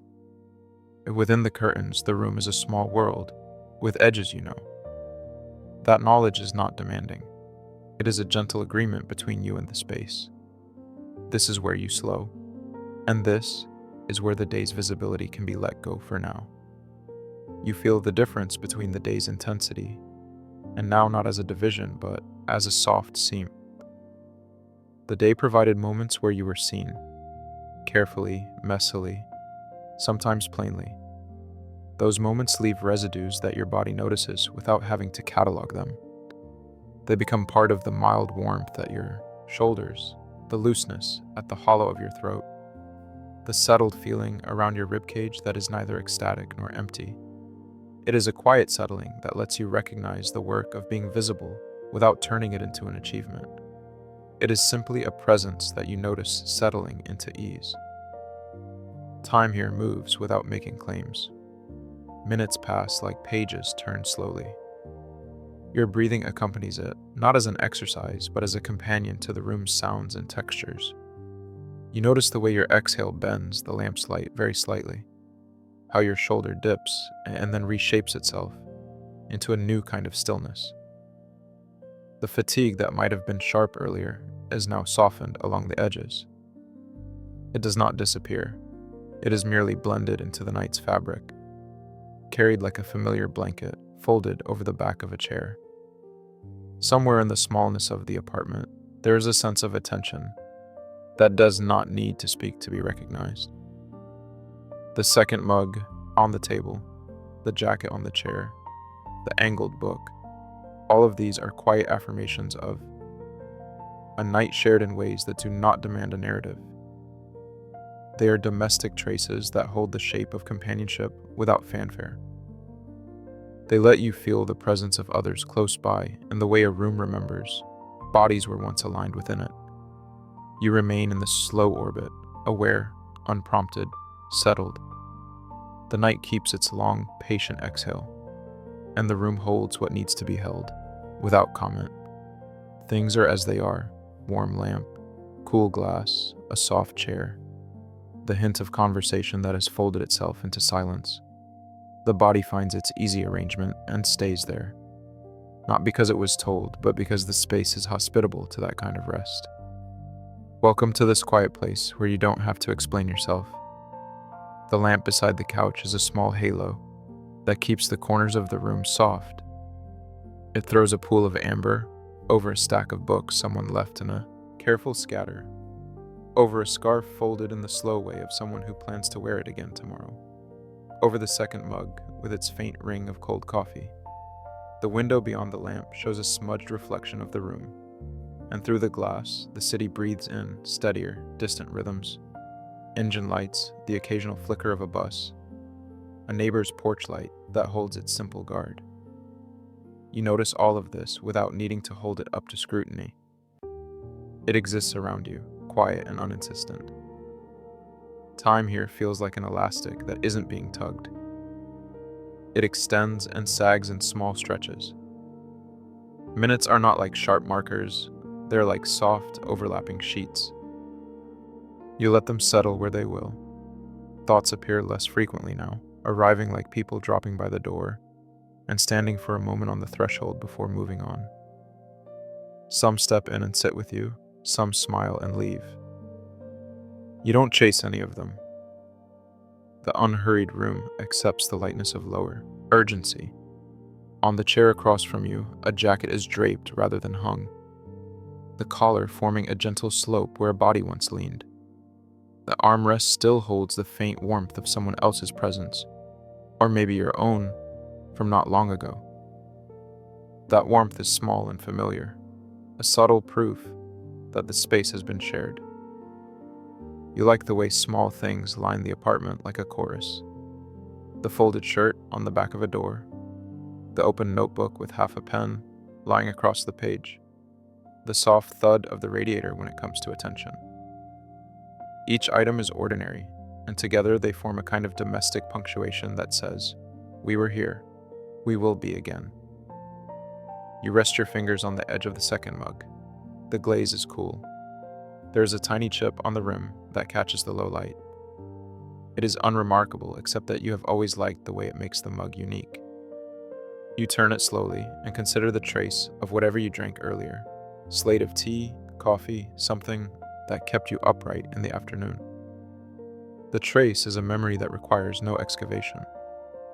It is there like a soft bruise, not sharp, just present. When you set the mug back down, the table gives a very small, familiar note. You notice that note the way you might notice the pattern of rain on a distant roof. There is a photograph tucked between two books on the shelf, its corners rounded by being handled. The image is not a subject for explanation. It is a fragment that keeps its own quiet. Some evening, a half-lit room, shoulders close, laughter not shown but implied. The faces are not important, the feeling is. Sometimes you find yourself tracing the edges of the frame with a thumb and letting a small warmth move through your chest. It does not demand that you name itself. It just is, a gentle reminder of having been looked at and noticed, not in a performative way, but as if someone had paused and held you into their view for a moment that did not need to change anything. Outside, the night is cooler than the apartment. The window glass has a slight chill, where your breath fogged it earlier in a different weather. Curtains are drawn partly to one side, allowing slivers of the outside to wedge into the room. A tree branch cutting a delicate silhouette, a moving band of headlights that passes like a slow tide. These thin slices of world feel safe. They remind you there is a life happening beyond the walls, and that your small room is a deliberate island within it. It is an island that permits softness. You move to the armchair and make a small adjustment, finding the place where a cushion settles into the shape of you. The upholstery is a familiar map. Your fingertips notice the tiny abrasion at the seam, the texture of the fabric like a well-read page. You pause there, allowing a breath to slow. In counterpoint to the calm of the room, there is no compulsion to change position, no pressure to finish anything. The evening stretches like unhurried elastic. On the coffee table, a stack of plates sits as if waiting for a future you to remember them. They are the kind that show the loops of a slow dinner, wine bottles with the faint stains of conviviality, a napkin folded more out of habit than neatness. The presence of second dishes and an extra glass is a small domestic proof, a subtle signature of shared moments. It doesn't insist on how those moments unfolded. It simply registers that the space has been occupied in more than one way, and that the ordinariness of that occupation is enough to soften things now. Sometimes a thought rises and then unpeels into a string of different quieter thoughts. You let them come and unthread themselves across the quiet. You do not try to corral them into a tidy order. You notice the ways they are not trying to be tidy either. Memories of smiles, the sound of someone's voice washing over you like a warm current, the way a hand rested for no particular reason. They do not require you. They do not to do anything with them. They are like small ornaments that you can place on a shelf and leave there. Your phone lies face down on the couch, a dark pebble. Occasionally it hums in a distant vibration, an old habit still expecting urgency, but you do not reach for it immediately. When it hums, the sound integrates into the room, a low, neighborly beat, and then becomes background again. You are not compelled to answer. The messages exist in a soft, non-demanding way, like voices through a door. They are present without being necessary. Light and shadow play their slow, homebound game across the floor. The lamp draws a quiet fringe around the furniture, the way a hand might smooth a blanket over the shoulders of someone else. The floorboards, warmed by the day, make small, satisfied creaks now and then. A draft moves under the window and cools the air around your ankles, and you notice the contrast without being startled. You touch the arm of the chair and feel the faint scent of detergent mixed with whatever perfume clung from earlier in the day. A scent that is not declarative, but simply part of the room's weather. There is a sense of permission in the inaction. Not the flashy kind, not the one that needs an audience, but a quieter allowance for being unhurried. Being seen earlier in the day has not required you to perform now. That earlier visibility rests like a soft thing in the room. Not an object to be displayed, but a warmth that slightly changes the air. It allows for small, careful relaxations, a shoulder dropping by half an inch, a jaw that loosens, an exhale that does not hurry to become anything else. You feel the edges of yourself settle into the furniture's familiar shape. You notice, too, the small traces of other people's care. an extra key on a bowl near the door, the imprint of a hand on a cushion where someone once leaned, a note folded and tucked beneath a book. These things are not calls to action, they are domestic testimonies. We share this space in ways that are unobtrusive and true. They make the room feel less like a container and more like a slow conversation, one without interruption or loudness. Thoughts come less and less frequently, and when they do, they arrive as if the world has applied a softer filter to them. Images are gentled at the edges. There is a small, steady quality to the way you breathe, as if the air itself has decided to move at an altered, kinder tempo. You let your attention slide from one small detail to another. How the lamplight catches dust motes, the comfortable dip of the couch cushion, the distant, comforting hum of a refrigerator in another apartment. Each observation folds into the next without demanding resolution. In this stretch of time, there is no impetus for finishing or fixing. There is only the quiet company of familiar things and the echo of having been seen earlier. Not as a headline, but as a soft presence that continues to settle with you. You remain where you are, in the easy geography of your own room, with the lamp and the mug and the jacket and the photograph, objects that keep you gently company, while the night continues its slow, patient work. You move through the apartment with a smallness that feels deliberate, not hurried. The light is low where it always is at this hour, a lamp pushed to the edge of its shade so the bulb is softened into something like memory. The curtains are drawn but not tightly. The glass beyond them pulls the night in as a dark sheet. A distant city glow softened into a watercolor wash. The room notices you in the way rooms do when they have been lived in. You do not need to introduce yourself here.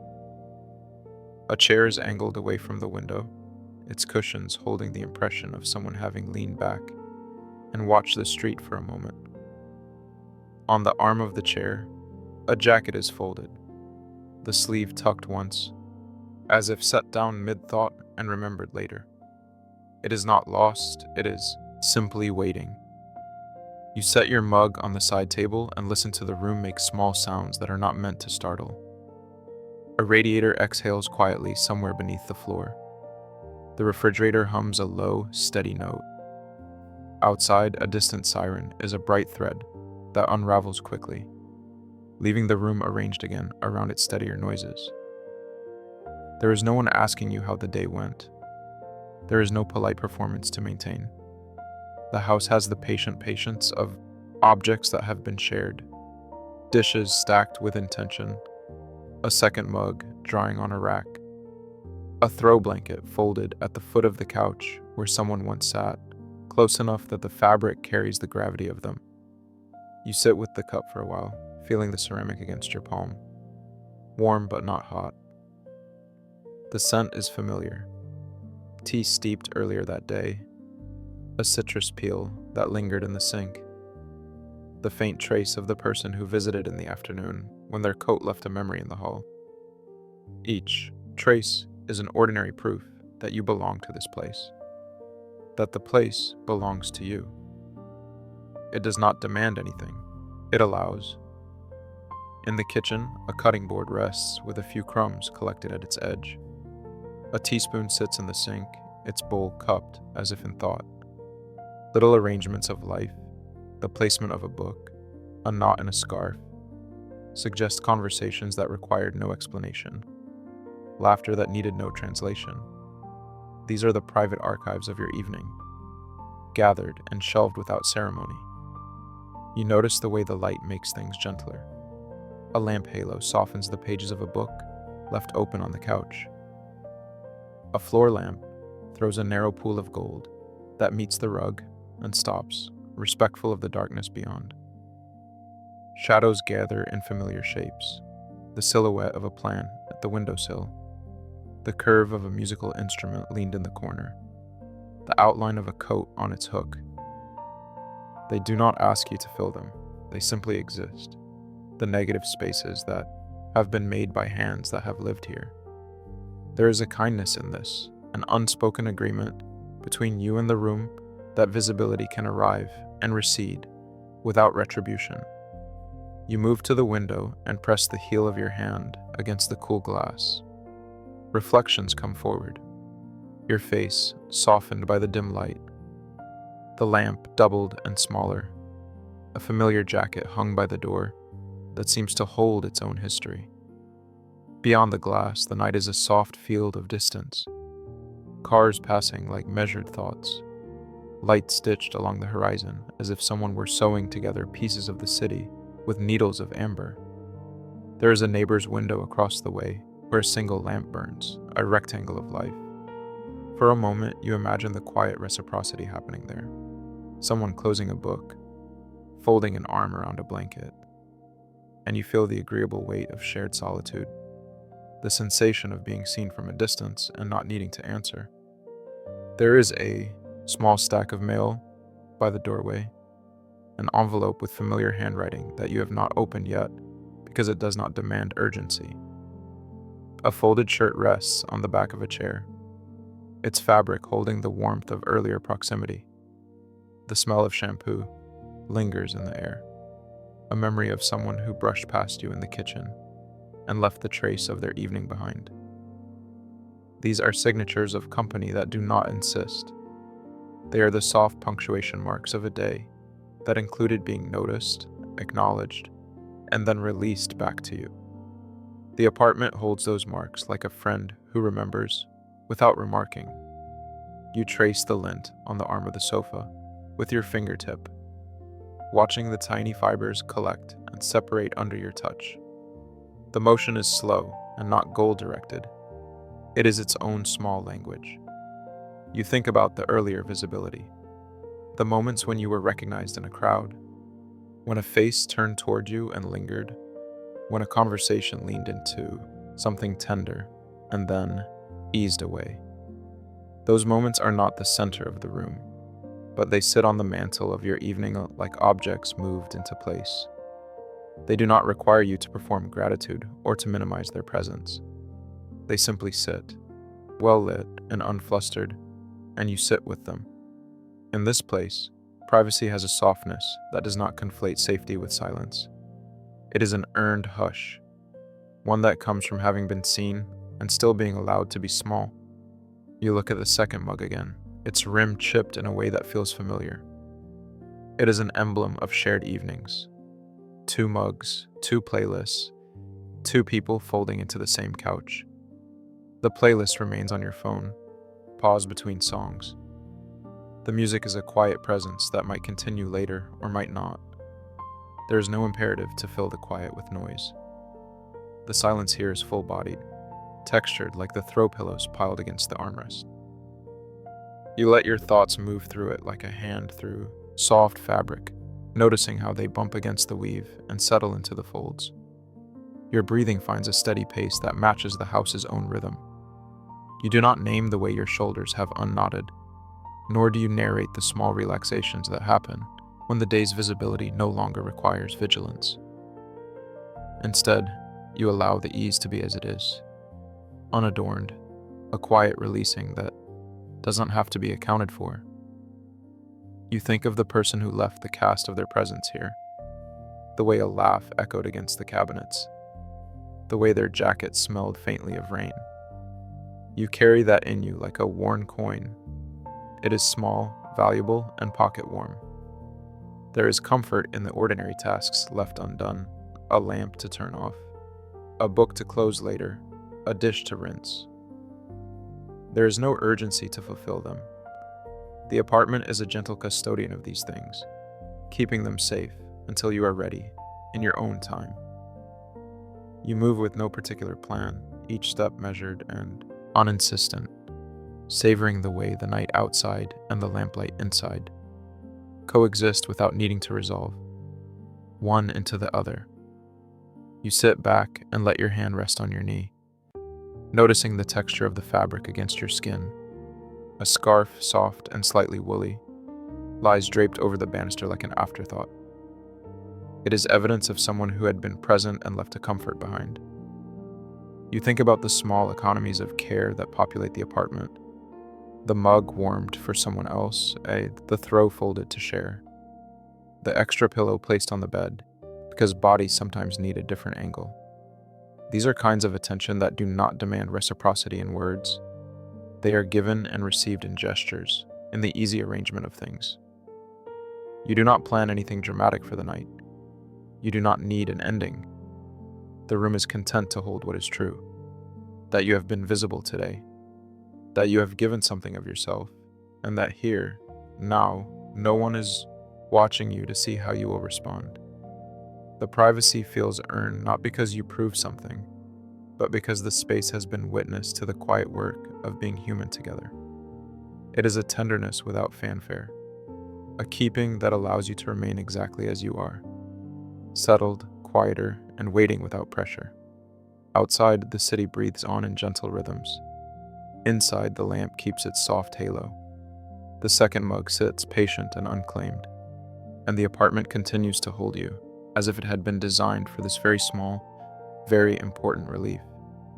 You allow the hush to settle around your shoulders like a shawl, not because you must, but because the room is here, unobservant and understanding, and the night is a place where rest can be as subtle as the tilt of a lamp. Welcome to this quiet place where you don't have to explain yourself. The lamp beside the armchair throws a soft, low circle of light that you do not feel the need to move. It is the sort of light, that admits the shape of things without declaring them. The stack of books on the coffee table. The faint outline of a mug rimmed with the ghost of a recent sip. The way a jacket is folded over the back of another chair, as if someone might return to it at an unhurried hour. You keep your hand still in your lap and let your eyes trace these small, honest objects. They are not trophies or promises. They are evidence of a life that happens in ordinary increments. And tonight, their quiet steadiness feels like company. Across from you, the window holds the room within it like a photograph. The lamp's amber, a small sun against the cooler blue beyond. Streetlights yawn at predictable intervals, and a tram or bus moves with the patience of a distant heartbeat. The city's sound is not constant. It breathes in pauses and comes back again with a low, familiar murmur. There is nothing to attend to into those coming and going sounds. No urgency attached, only the sense that the world is continuing with its own gentle rhythms while you remain here, allowed to be slow. Your cardigan, folded and placed on the chair that tilts toward the door, carries the faint scent of the day, a hint of soap, a trace of the place you were earlier, a memory of temperatures that have already changed. It is not a smell that insists on being analyzed. It simply exists, an ordinary patch of comfort waiting without demand. Nearby, a second mug sits where someone else set it down. It has a small crescent stain on the rim, and the spoon inside is resting against the curve, as if the person who left it had gone to the kitchen and then been distracted by a longer conversation. The presence of that mug softens the room. It announces that you were not alone earlier, that there were voices and small securities exchanged, that someone else moved through this same light and left a subtle trace. The cushions are slightly indented in a pattern you recognize. You can imagine the angle of someone reclining, the way shoulders would slope against fabric, the looseness of a laugh made gentle later into a softer tone. Those gestures float in the air like a warm aftertaste. There is no need to decide anything about them. They remain impressions on the surface of the evening, small permissions to relax into the present. You let your posture match the room, not rigid, not collapsing, but agreeing to a kind of unremarkable ease. On the shelf, a stack of folded clothing marks a transition from the day to the night. A band tee softened by repeated wear lies next to a shirt with a faint collar crease. A pair of socks folded together with a casual, careless symmetry. These items are neither precious nor discarded. They are simply what was chosen and then set aside, a pattern of private rituals that do not insist on explanation. The simplicity of these acts, removing, folding, placing, feels like an anchor. Your hands remember the motion of folding without your mind needing to lead them. There is a comfort in such small mechanical kindnesses towards yourself and toward the shape of your living space. The apartment makes sounds that are familiar enough to be comforting. The low hum of the refrigerator, the soft click of a radiator as it finds its pace, the tiny creak of the floor near the doorway that always speaks when someone shifts their weight. These noises do not demand attention. They're like a gentle, ongoing conversation with the building, a private language of settlement. You notice each sound as it happens, naming nothing, simply letting them stitch together a background that keeps the quiet from becoming empty. It is possible to be unremarkable and still fully present. The two are not opposites. Your phone rests face down on the table, lightless. Earlier, it had offered little windows into other lives. A message thread with a friend you will see next week. A photo someone sent that made you smile, a reminder about a show you both liked. None of those things clamor for action here. They are little domestic facts about a life that is shared in fragments. In the space that follows visibility and participation, none of those fragments need to be rearranged. There is a permission in that, to carry the residue of the day without answering every echo it leaves behind. Outside the window, a neighbor's curtains are drawn apart at an angle where a lamp burns in a hallway. You do not study their darkness or presume their story. Instead, you notice the way their light softens the silhouette of the building across the way, how windows become a constellation of small, private dinners and quiet sinks of tea, and the slow ritual of getting ready for bed. The sense of other lives moves through the city without making demands on yours.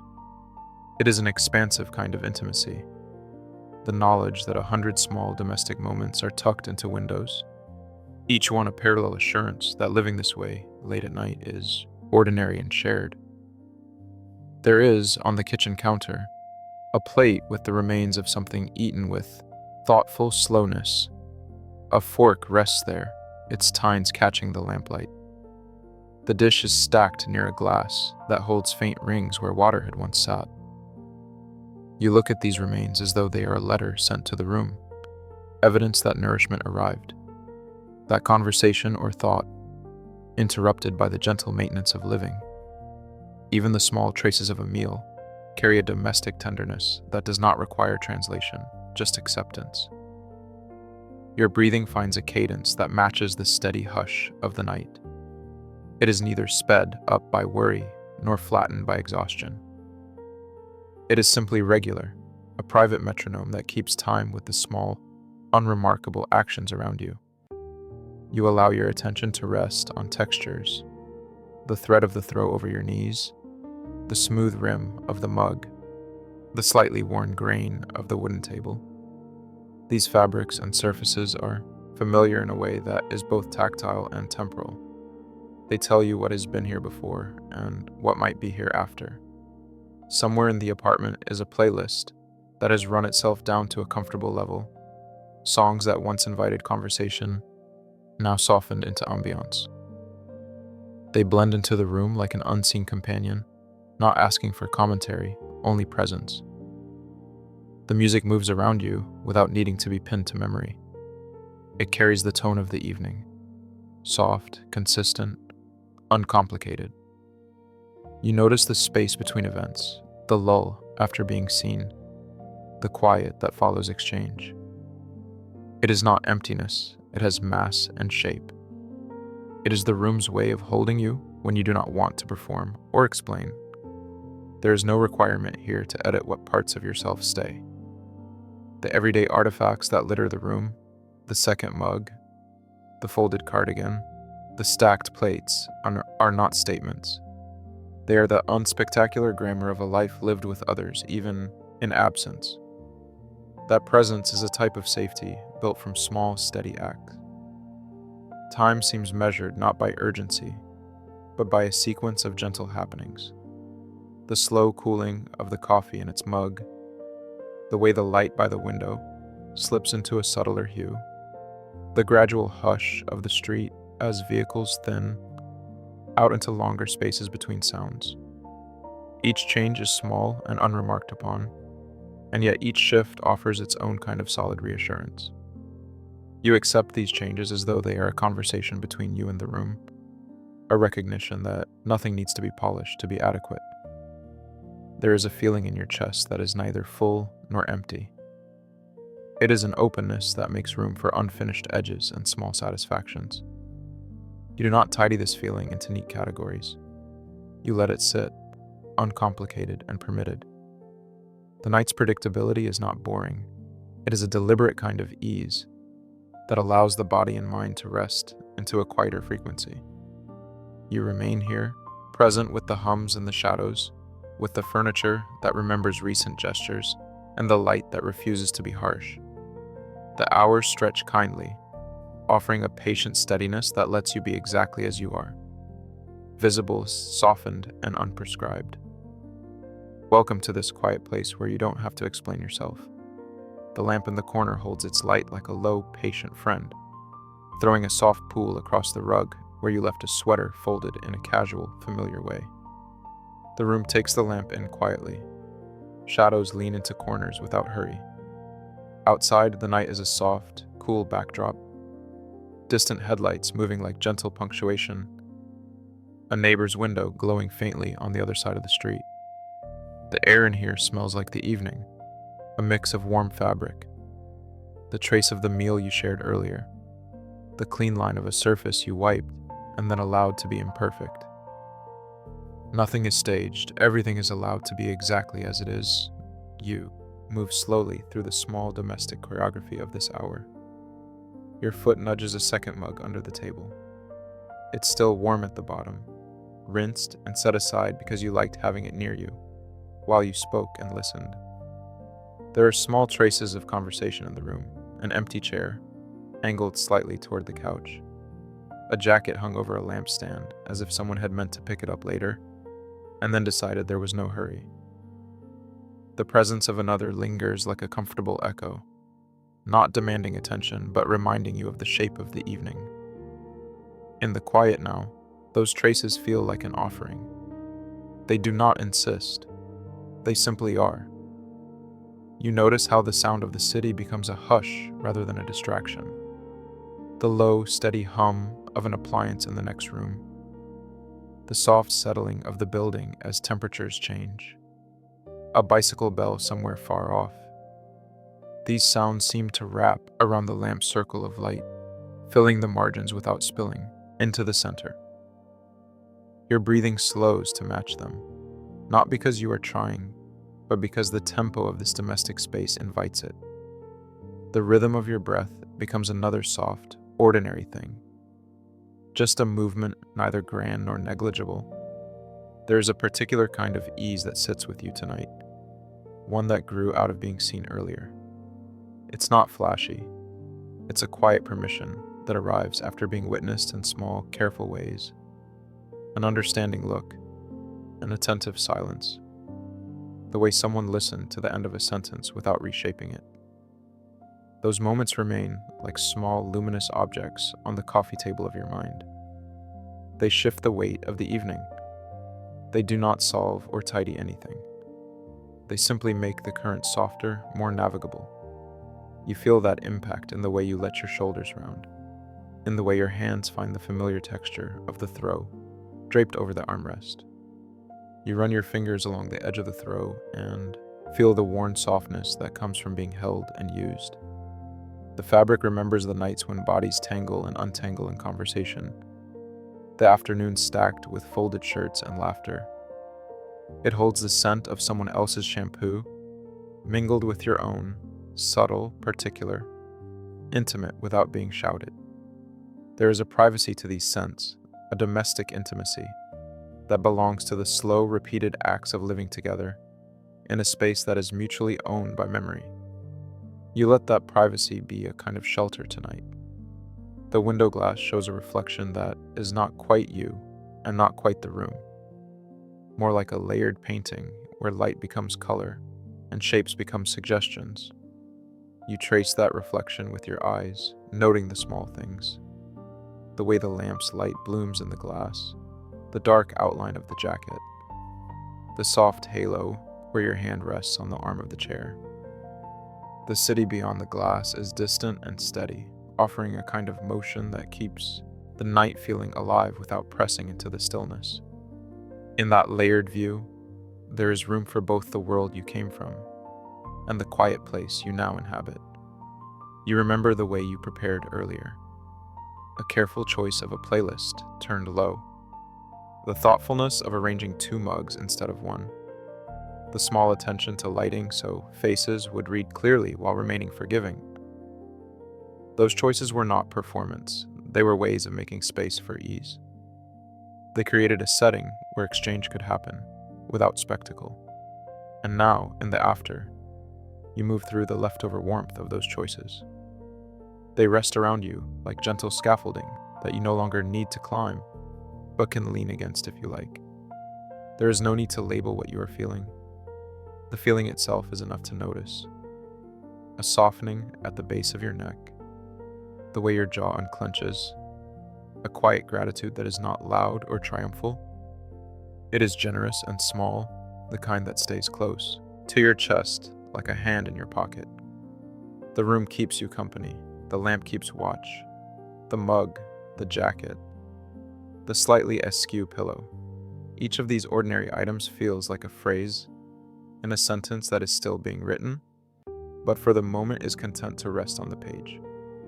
You think of the people who are part of tonight, not as labels or roles, but as hands that passed through the same light and left impressions. There were pauses that were respected, jokes that landed softly, a question that hung for a moment before being met with a careful answer. Those exchanges sit in you like stones smoothed by water, their edges softened by attention. They have made the evening feel substantial in a way that requires no proclamation. You hold that quiet substance now, letting it thicken into something warm and porous. The apartment itself seems to breathe with you. The radiator clicks in its small way. The faucet drops a tiny patient bead now and then. And the hallway, and outside your door, carries the occasional footstep of someone returning late. These modest sounds knit themselves into the room, making the silence feel populated rather than empty. Silence here is not a blank page. It is a tapestry woven with small domestic noises, memories of conversation, and the ongoing electrical hum that keeps the refrigerator running. You are part of that tapestry, an essential thread that needs nothing more than acknowledgement. You adjust the lamp's shade by the smallest measure, and the shadow slides like a curtain. The room turns inward further, not on itself, but into a more private orbit. You become aware of the tiny map of the space around you, the place where your hand rests on the arm of the chair, the dent in the cushion that remembers your shape, the stack of books you meant to read and instead used as a surface for the mug. Each of these points is a quiet landmark. They chart a life that is lived in small, attentive gestures rather than broad motions. Time here does not feel linear so much as layered. Moments fold into one another. The laugh from earlier, settling into the hum of now. The lingering look of recognition from someone you trust, merging with the steady low light. You hold these layers without forcing them to resolve.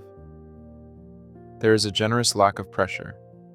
You are permitted to be unfinished, to carry the soft edges of the day's events, without smoothing them into neatness. The room accepts the unfinished nature of you tonight and makes room for the traces you leave. Any urge to tidy completely thins out.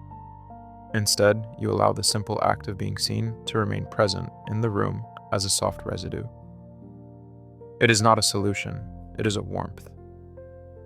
The lamp continues to hum quietly. The night outside keeps its measured pace. You sit with the small domestic evidence of the evening, and let the thickening silence be kind rather than heavy. In that kindness, the night expands gently, no conclusion required, holding you in a moment that is both ordinary and quietly, unmistakably full. Welcome to this quiet place where you don't have to explain yourself. You sit with the lamp low enough that its circle of light hugs only the nearest things. The couch arm, the open book with its pages softened at the spine, the 2 mugs on the coffee table. One mug carries the faint heat of something drunk recently. The other is cooler, a thin ring of condensation where it sat on a coaster. They are small signposts of presence, a pause in motion, a trace that someone else had been here, and left the world arranged in a way that made room. You notice the way those traces make the apartment feel less like an island and more like a room in an ongoing conversation. Your shoulders are loosened in the way they settle when there has been language already spoken, when faces have been seen and returned. The sweater across your knees is familiar, in the way a well-worn habit is familiar. The hem has a tiny loop where a thread has pulled free. The color is a shade that always looks softer in evening light. Your hand rests on the fabric lightly, and you watch how the texture answers, with a slow, even warmth.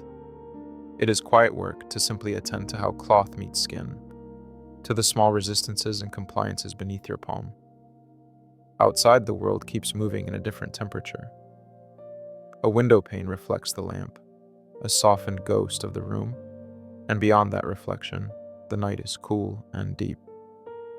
You can tell by the way the glass tightens at the edges that there's a thin draft somewhere near the sill. Nothing urgent, just enough of a reminder that inside and outside have different claims. Somewhere down the block, tires whisper against wet pavement or dry cement. Through that sound, you can imagine other small rooms, other lamps, other people settling into their own ways of being seen. The apartment holds a patience that is not showy. A stack of folded clothes on a chair is not rushed into a closet. They are allowed to be what they are. Garments that have been used and laid down respectfully. A jacket hangs from the back of a door, with its pocket turned slightly outward.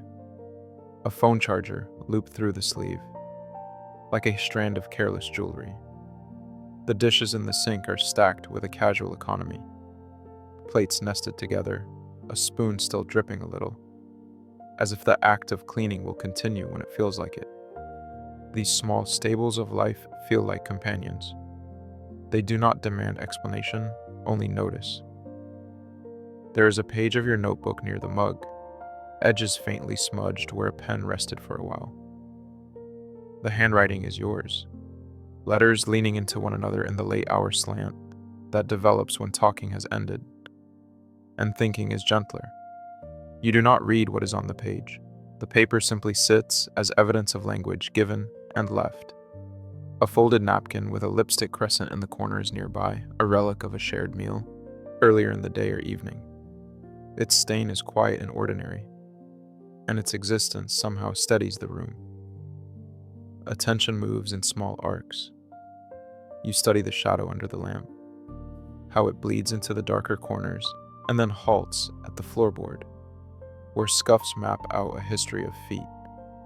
You notice the low hum from the refrigerator, the building settling in a way that sounds like an inhalation and release. There is a slow, barely perceptible rhythm to the house, a mechanical heartbeat that says the night's machinery is alive and kind. Your ears register it without needing to name it. The sounds are there like a steady hand, at the edge of what you can touch. Memory drifts in alongside sensation, not in the heavy, explanatory way of a story told again, but as small impressions. A laugh that once feathered across the room, the tilt of a head when someone listened, the way a friend left a scarf draped over a chair, because it felt like a gift to the space. You hold those impressions like loose coins in a pocket. They jingle sometimes. They do not demand to be spent. They are simply part of the ambient weight of your history tonight. The air has a clean quality, the kind that says clothes and skin were washed earlier, that the apartment was attended to in a practical way. There is a faint undertone, citrus from a dish soap, wool from the sweater, the residual scent of a city sidewalk pressed into the fabric of a tote bag. The smells are not intense. They are like notes in the background of a melody, adding warmth without insisting on solos. Each one anchors a corner of the room to a particular moment. Returning from the day, greeting someone at the door, the motion of taking off shoes and letting the world outside remain there. You watch the way light pools on objects. On the windowsill, a small planter leans toward the lamp, leaves glossy and still. The stem shows a pale line where it had been caught in the zipper of a coat once. The mark looks like a private map.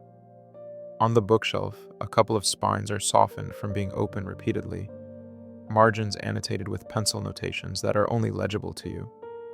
The arrangement of familiar things creates a household language. This bowl goes here. That book lives next to that photograph. The blanket is folded in thirds and kept near the couch for late chills. It is a grammar of care practiced quietly over years. Without pressing, your attention slips into moments of absence as much as presence. You feel the space beside you on the couch where someone might have been. A hollow that is not empty but reserved. A kind of unoccupied warmth. It is not a lack meant to be filled immediately. It is an open seat that knows it will be used again. Perhaps tomorrow, perhaps sometime later. The thought does not ache. It simply exists, like the quieter part of a duet that waits its turn. Time here slows in a way that is not forced. Minutes stretch into a soft length where one breath leads to another without the urgency of a clock on your sleeve. Every so often, your eyes close for a moment and you register the darkness behind your lids as a different texture, one that is neither comfortable nor alarming, but simply a part of the room's volume. Sounds continue in their measured way. You notice the faint rattle of pipes when the heating clicks on, the distant murmur of a television 2 floors down, a neighbor's footsteps balancing slowly on the stair. There are small gifts left by others that have nothing to do with spectacle.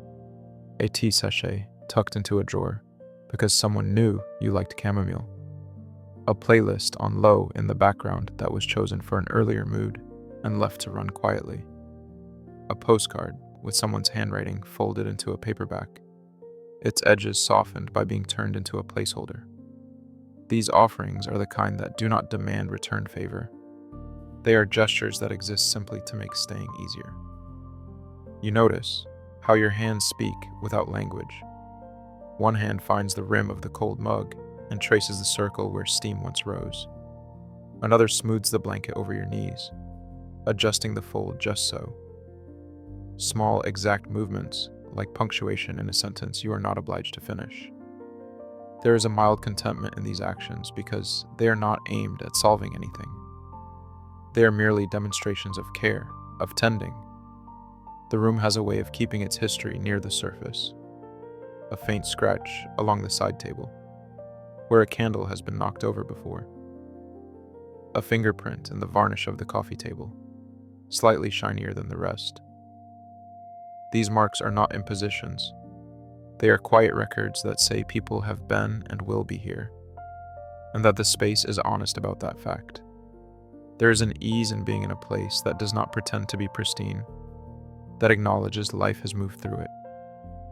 As you let your senses shift between noticing and not, an allowance settles. Things can be both present and absent at once. A chair can be used and still hum with emptiness. A mug can be both warm memory and cool object. The house does not compel you to reconcile those layers. It simply holds them, like a room with many corners that are all available if you want them, all quiet if you do not. You stay, not because the night requires you, but because the rhythm here suits the shape of what you need tonight. The lamp keeps its small vigil. The city beyond offers a soft, indifferent soundtrack. Inside, the traces of company and the marks of your own movements mingle without clash. There is a kind of restfulness that is not finished or complete. It is a soft permission to exist in a place where being seen has been part of the day's script, and where for now you are allowed to let all that visibility fold into the texture of the room. Welcome to this quiet place where you don't have to explain yourself. You move through the apartment in the thin way you move when the day has been full, but not finished. Hands slow, shoulders soft.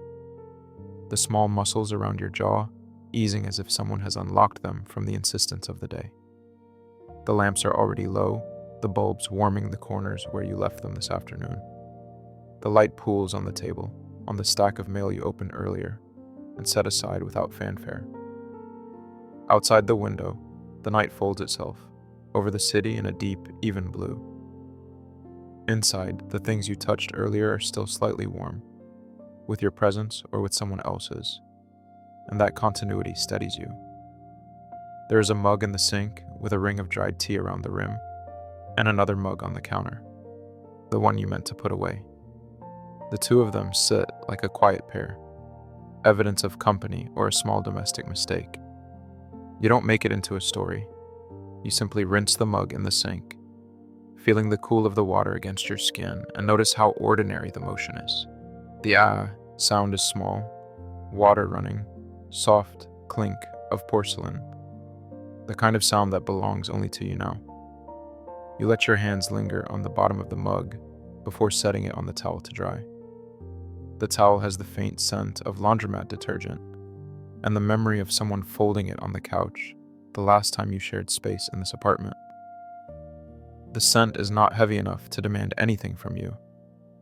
It is a texture beneath the evening, part of the fabric of this place.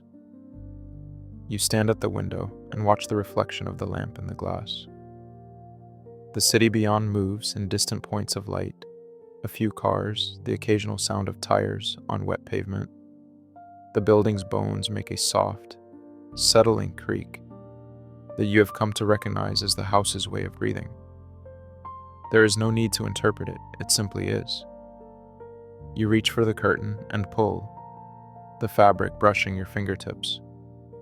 The curtain keeps the night private, not out of fear, but out of tenderness. It is a small, old domestic ritual, drawing one's home around oneself like a generous coat. The room feels contained, a circle of warmth and low light, where the day's brightness has mellowed into something less insistent. On the back of a chair, a jacket lies folded, as if someone set it there and left. You smooth it with a palm, feeling the worn elbow and the faint, stubborn smell of the day. Subway leather, a hint of cologne you can't quite place. The faint mineral twang of the city.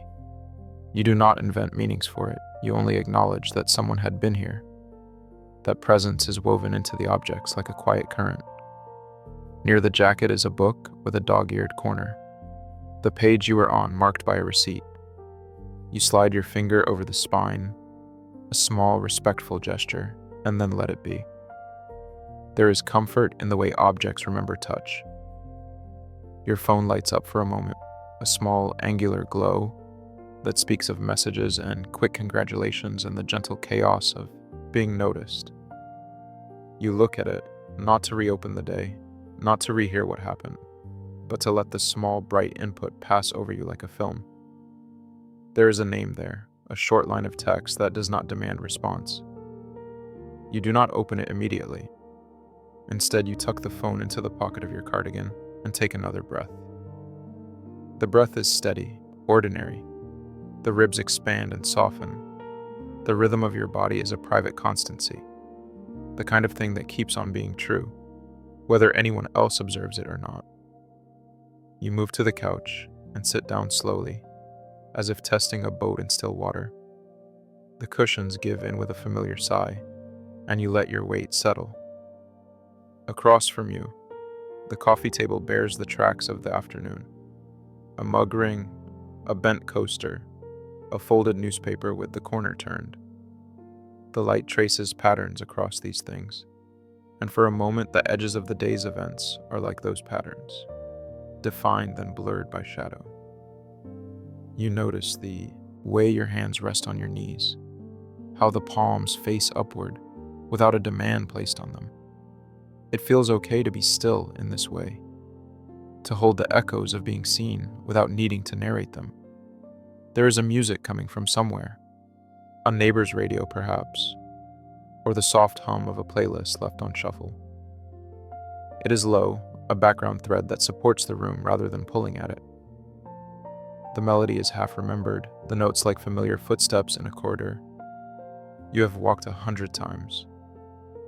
You let it mingle with the quiet in the house, with the faint, mechanical heartbeat of the refrigerator and the distant occasional sound of someone locking a door down the block. These are the ordinary night sounds that say the world is continuing, that your small place is part of a larger, hum-filled fabric. You take off your shoes and let them land by the door, careful and slow. There is an ease to removing the layers of the day, the shoes, the coat, the last hint of publicness. You fold the coat and lay it on a chair with the tenderness of someone handling a fragile thing. It is not a symbolic act. It is simply practical and true. Your skin meets fabric, and in the simple completion of these motions, you find room to loosen further. You do not need to explain why you are tired or what you felt in the bright rooms earlier.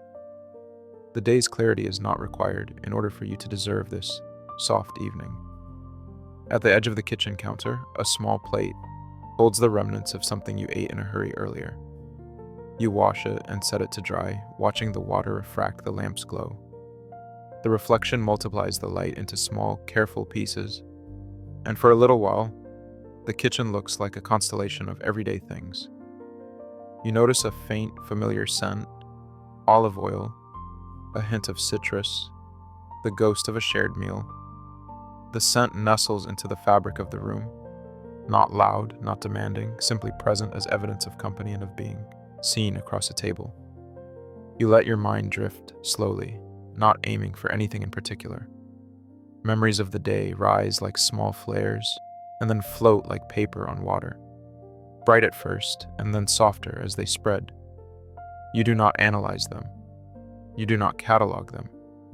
You allow them to be, set lightly around the room like cushions you can arrange or leave.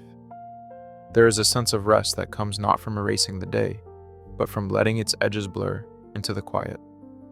Visibility has a tail, and that tail is not sharp. It eases, it folds, it becomes a warm, low ember rather than a torch. You notice how your shoulders relax as that ember cools.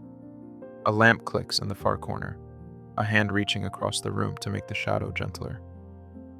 The couch takes you in with the simple, steady faith of furniture that has been used and trusted. You turn the page of the book on the table without reading the words. The action more about time passing in a way that feels kind than about finishing anything. The apartment wraps you in ordinary chosen details. A second mug, a jacket left as if by habit, a bookshelf that tilts slightly where someone once bumped it. These things anchor the night as a private, hospitable room where being seen earlier is part of the tapestry, but not the whole of it. You breathe, slow and unhurried, feeling the soft steadiness of your own presence. Outside, the night goes on in its even, anonymous way. Inside, the light is low and held. The objects in the room gentle witnesses to what has come and what remains. A calm domestic evening that does not resolve everything but holds what is true. The rest you have is not a conclusion but a continuing, soft, unadorned, quietly enough. Welcome to this quiet place where you don't have to explain yourself. You settle into the low light of the room and the light settles back around you, like an acknowledgement that lingers and then becomes part of the furniture. The lamp on the side table throws a pool of amber that keeps its edges soft. It finds the cup you left there earlier, the small ring of moisture on the table, the place where fingers rested and then moved. There is the faint outline of a second cup on the saucer across the coffee table, the evidence of company that has gone or is simply in another room.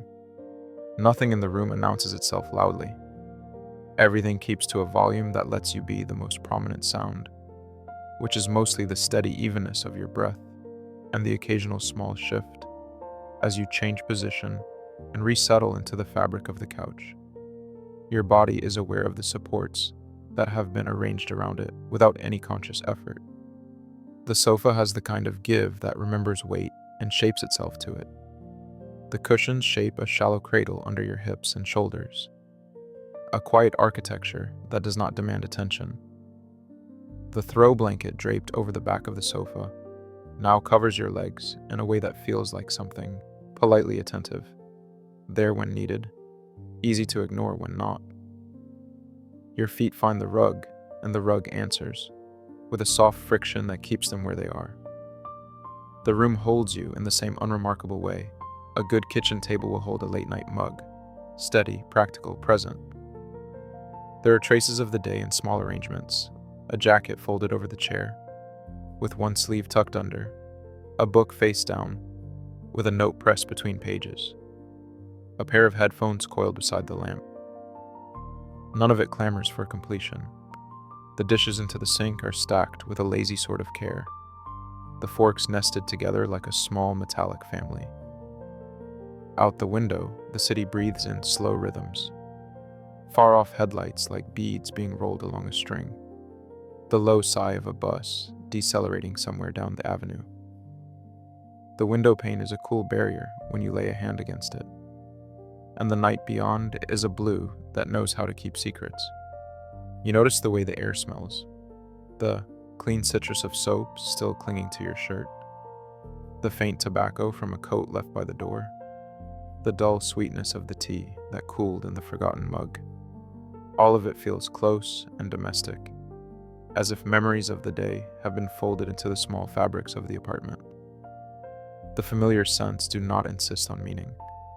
They simply are the room's punctuation, quiet markers that say, this is lived in and therefore safe. Earlier, there were faces and voices that took a portion of you and returned it rearranged. Visibility left a kind of residue that presses softly along your shoulders. Not weight so much as texture. It makes the air around you more honest, as if what was offered and received need not be reconstructed into anything else right now. The sense of having been noticed lingers in the way your hands rest on the blanket, in the tiny looseness at the base of your neck. You do not catalog it, you allow it to exist next to the hum of the refrigerator and the distant, measured applause of a neighbor locking a door. There is a familiar warmth to the apartment that has nothing to do with the thermostat. It is made of objects and habits. The lamp left on low, because the person who lives here prefers it that way. The mug with the chip on its rim that was bought on sale and never replaced, because it fits the hand exactly. The stool by the kitchen counter, where things are put down and later picked up. These are small acts of faith in the future, gentle declarations that someone intends to return to the space, to continue living within its margins. They cradle you now, not as gestures toward productivity, but simply as the soft architecture of life. You will find your eyes tracing the same lines they always do when the room blurs into midnight. The edge of the window, where a reflection becomes a different kind of room. The way the lampshade casts a crescent of shadow on the ceiling. The pair of slippers tucked beneath one chair like an aside. Your attention is not restless, it lingers like a ribbon, exploring the surface without the need to pull anything taut. There is a patient permission in the room to be unremarkable, to be present without performance. The physical sensations arrive in quiet waves. Your shoulders, having held conversations and postures, and an occasional polite posture for hours, ease as if a hand passed through them and smoothed the knots. The muscles around your jaw unknot slowly, the way a door releases after long use, not with a clatter, but with a deep, satisfied exhalation. The weight of your chest settles into a rhythm that matches the light in the room, low, steady, unhurried. Each breath draws in the same soft mix of night and home and carries it out like small, private currency. There are no instructions in this place to do anything about how you feel. There is no expectation that you must perform generosity toward yourself or turn inward and produce clarity. The environment simply holds you. The lamp does not care whether you have resolved anything. It only offers a glow. The book on the side table does not insist that you finish the chapter. It is content to remain part of the tableau. This acquiescence is a relief, and it registers not as a rush of gratitude, but as a simple fact. The world will wait. You become aware of the subtle symmetries between the room and your own internal lineaments. A mug left to cool mirrors the way an emotion can rest and soften. when not attended aggressively. Folded clothes near the bed are like thoughts that have been put away into a drawer, not hidden, only accorded a smaller space. The hum of the building, the whisper of pipes settling, the small creak in the floorboards, when the house breathes. These are all the same language as the beat of your heart, the same tempo of slow certainty. They do not make anything right. They do not erase the night's complexities. They only decline to amplify them. There is a particular comfort in the knowledge that someone elsewhere in the building is having a parallel domestic experience. A light in another window, a door opening and closing, laughter muffled, then dissipated. These neighboring intimacies do not require your attention. They are simply evidence of shared hours, of other bodies keeping vigil in their own ways. There is a chosen closeness here, people who know when to check in and when to let a silence sit. The residue of visibility this evening carries with it the memory of that kind of exacting care. Small, deliberate, often unspoken. Your hands are idle in your lap, and that idleness is not empty. Fingers trace the texture of the blanket, the tiny raised weave that forms a pattern only when examined up close. You run a thumb along the seam of the sofa, feeling the stitch, the place where fabric meets fabric and is held together. These tactile micro-moments stitch together a larger, quieter cohesion. They are not a replacement for human contact, nor are they meant to be. They are the domestic scaffolding that permits you to be the person you were, while visible, now without needing to perform. Time in this room has the elasticity of a deep exhale. Minutes can stretch and fold without concern. There are no pressing transactions to make, no lists demanding completion. This absence of urgency invites a kind of gentle expansion. Thoughts that were linear might spread into more associative textures. Memories that felt sharp soften at the edges into something that could be set aside with ease. The night does not take these things away. It simply suspends them, like a hand quieting a surface until it calms. You notice that the tension you carried is less a single knot and more a set of small threads, each one slackening at its own pace. The environment, the lamp, the cushions, the familiar scent of the room, does not chase them down. It offers a steady, unobtrusive presence that is more companion than caretaker. This is enough. It is not a solution. It is an ordering of space that lets rest happen in its own time. Outside, a distant car passes and leaves a transient promise of motion. Inside, the apartment keeps to itself, a small planet of low light and belongings. You are part of its gravity tonight, allowed to orbit without the pull to explain or justify. The room's quiet attention is constant, a soft resistance against any impulse to fill the air with words.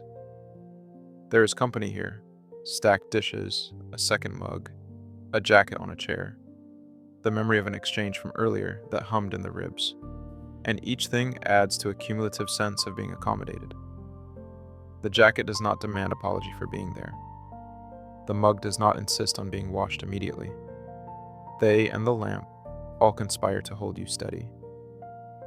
In this domestic stillness, you are permitted to be simultaneously tender and ordinary. There is a simplicity to the way rest arrives when there is nothing pushing it along, when the house's small constancies align with the body's readiness to let go of performance. You remain awake, alert to small sensations, but the room and your body have reached an understanding. For now, this is a place to be quietly seen and quietly kept. The lamp by the armchair hums its small, steady light into the room, a round pool on the side table where two mugs sit close enough to touch. One is empty now, its glaze still warm from hands that rested there a while ago. The other holds the last of something tasted and abandoned, a thin ring of steam that flings itself bravely into the cooler air before dissolving. The window beyond the lampshade holds a darker world, a scattering of streetlights, a distant line of traffic like a slow, patient constellation, and the suggestion of trees against a navy sky. Inside, the apartment remembers the evening in the little things. A jacket folded over the back of a chair, A book left, face down with a creased page, a scarf tucked into a bowl, with keys and everyday coins. Nothing is theatrical, everything is lived. You notice the way the chair is angled, not toward the television or the door, but toward that same window, as if someone had wanted to look out and speak quietly without needing the whole room to listen. The cushion holds the faint curve of a body recently there, the imprint gentled by settling. Cloth and skin have left warmth and scent in patterns that feel personal and safe. The clean detergent from a shirt hung to dry. The soft scent of a hand lotion you recognize, because it's been used in the kitchen, at the sink, on the bus. The air is neutral, neither perfume nor sterile. It is simply the air of a place where people have lived the day and are now unhurriedly present with its end. There is ease here you don't need to announce. It accumulates in the way a blanket is draped, casually, as if someone had considered that it might be needed later and then forgotten about it until the night asked. The light catches on a pair of glasses set rim up on a coaster. The lens is frosted with fingerprints and the light of the lamp. A pair of slippers sits in a symmetry, one tucked gently under the couch as if it had been nudged by a foot on the way to standing, and then not bothered to return. Little gestures of being together without fuss. A magazine with a corner folded, a receipt folded into the back pocket of a wallet, mark the room with quiet evidence. You were here, you were seen. You left part of yourself behind in ordinary ways. From somewhere down the block comes the slow, steady sound of the city, admitting the night. Tires on wet asphalt. A muffled conversation that breaks and reknits itself across the distance. The mechanical sigh of an elevator insisting on its rhythm. Up close, the apartment carries softer noises. The refrigerator's small clicks, the heater's low whisper, the barely audible breath of the building settling into nighttime. These sounds form a gentle lattice that holds the space without pressing on it. They are not reminders to be alert. They are the backdrop to the room itself, exhaling. The silence between them is generous, not empty. Your hands rest in your lap or on the arm of the chair.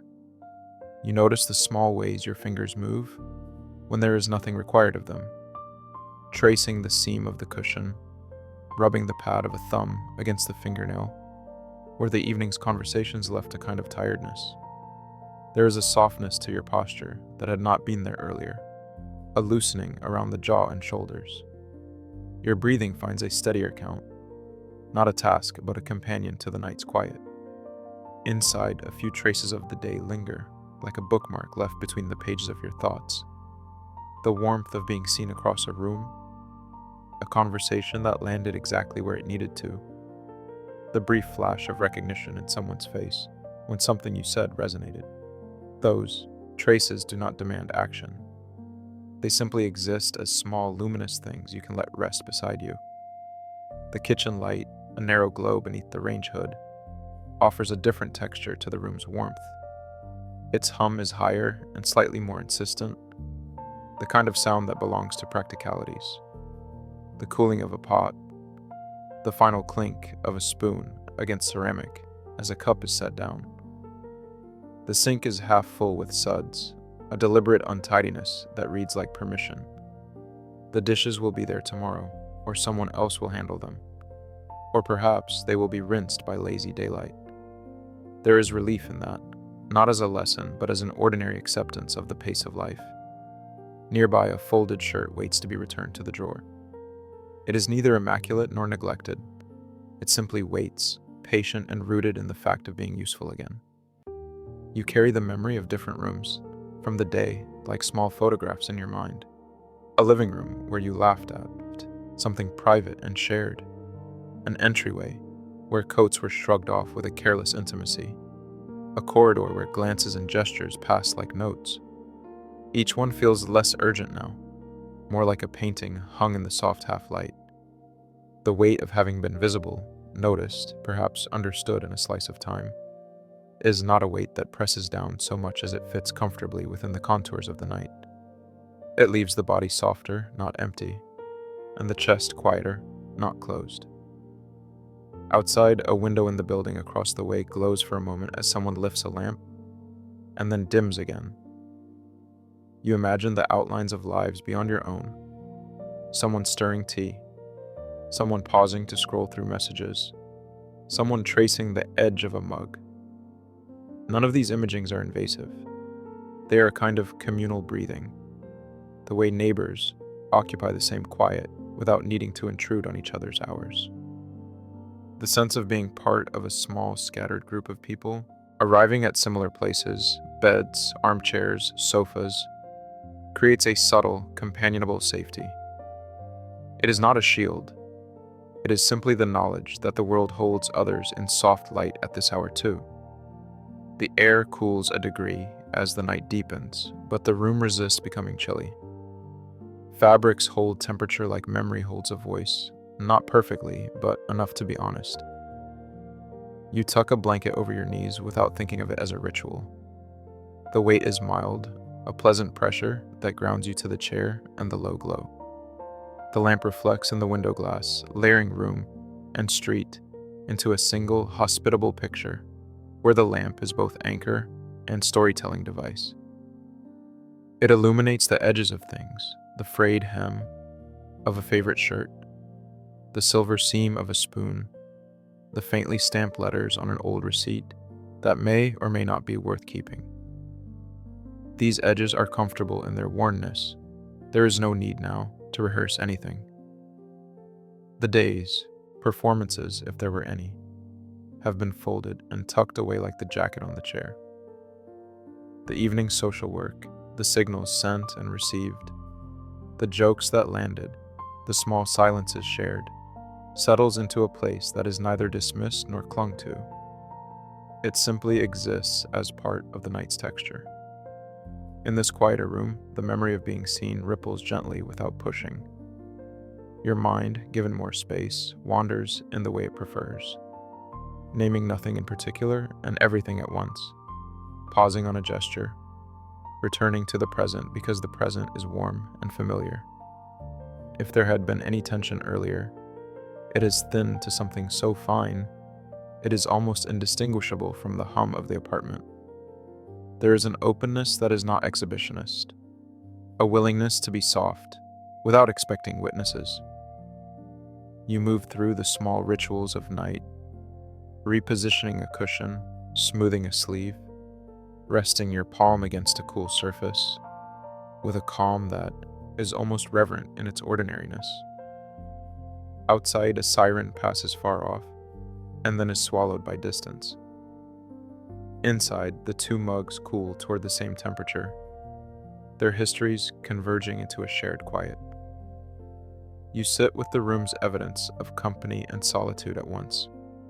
The presence is implied rather than active. A jacket draped, a mug half used, a light left low. The apartment breathes gently around you. There is nowhere urgent to be, nothing demanding your attention tonight. Rest settles into the corners like dust motes in the lamp's beam. Neither heavy nor intrusive, simply present. The world beyond the glass continues its slow, necessary motion, and here, in the hush of your own place, the night keeps you company in the way only a lived-in room can, familiar, patient, and quietly kind. Welcome to this quiet place where you don't have to explain yourself. The lamp at the end of the room hums low and kind. It has been turned just enough that the bulb is a soft coin of light against the table, spilling a small pool onto the wood and leaving the rest of the room in pleasant suggestion. Shadows sit against the walls like familiar shapes, not sharp, more like memories of furniture. You notice the light before you notice anything else, and then you notice how it rests on the things that have been used tonight. A mug with a dried ring where fingers once held it, the edge of a sweater folded without urgency, a pair of shoes tucked near the doorway as if they were simply waiting for another day. Everything is at ease in a way that feels earned rather than given. The window is a dark mirror. Beyond it, the city or the trees breathe in slower rhythms, distant cars leaving thin lines of sound. a neighbor's balcony light turning off and on, leaves that keep their own quiet. That darkness is reassuring because it holds the shape of outside without asking for anything from inside. Reflections make the room feel doubled. There is you, and there is a softer echo of you. The two of you align like two slow breaths. The glass pulls the room inward and keeps the world at the edge, respectful and gentle. You shift where you are seated and feel the soft give of the cushion, the way it remembers the contour of a body and holds it without fuss. There is a warmth on the shoulder that came from being near someone earlier. Not a presence now, but the trace of being seen. A kind of residual heat that feels like permission. The space around you is populated by small intimacies. A jacket draped over the chair with its sleeve hanging, as if it too has chosen to relax. A stack of books somewhere that leaned into one another and stayed. A lamp left on because turning it off felt too sudden, as if the light were a small companion, unwilling to be dismissed. These things speak of lives that do not perform heroics. They speak of staying, of returning, of being known enough to leave things out. Your hands rest where they rest, palms against fabric, fingertips tracing the grain of the wooden arm. The texture is familiar, worn, smooth, where it has been handled, cool in the places your skin does not touch. There is a smell in the air, faint and honest. The faint scent of the day, a mix of detergent and the laundered fabric, and the warmth of a meal once cooked. None of it is loud, and none of it demands explanation. The aroma settles into the backdrop the way a familiar song does, playing quietly under everything else. The house itself seems content to settle around you. There is an expansion and contraction, subtle as the pipes cool, and a floorboard adjusts at the edges. These sounds are not intrusions, they are the building taking its own breath. Somewhere within earshot, there is the low patter of life continuing, the rhythmic tapping of a distant radiator, the whisper of a refrigerator cycling on. It is as if the world has folded inward, and only the most necessary movements continue, tender and precise. You allow your attention to soften, to drift like a light skiff on a broad, slow river. It is easy to let specifics blur. The exact color of the curtains, the precise pattern on the quilt. What matters is the comfort they offer, the way they shape your space with steady, unspoken care. Your gaze finds edges and rests there, not with hunger, but with gratitude for their presence. There is an inclination to catalog, to name everything that anchors you, and then there is the opposite inclination, which is simpler. To let the room be a whole, to know that each item holds a quiet story, and that you are part of that collection simply by being here.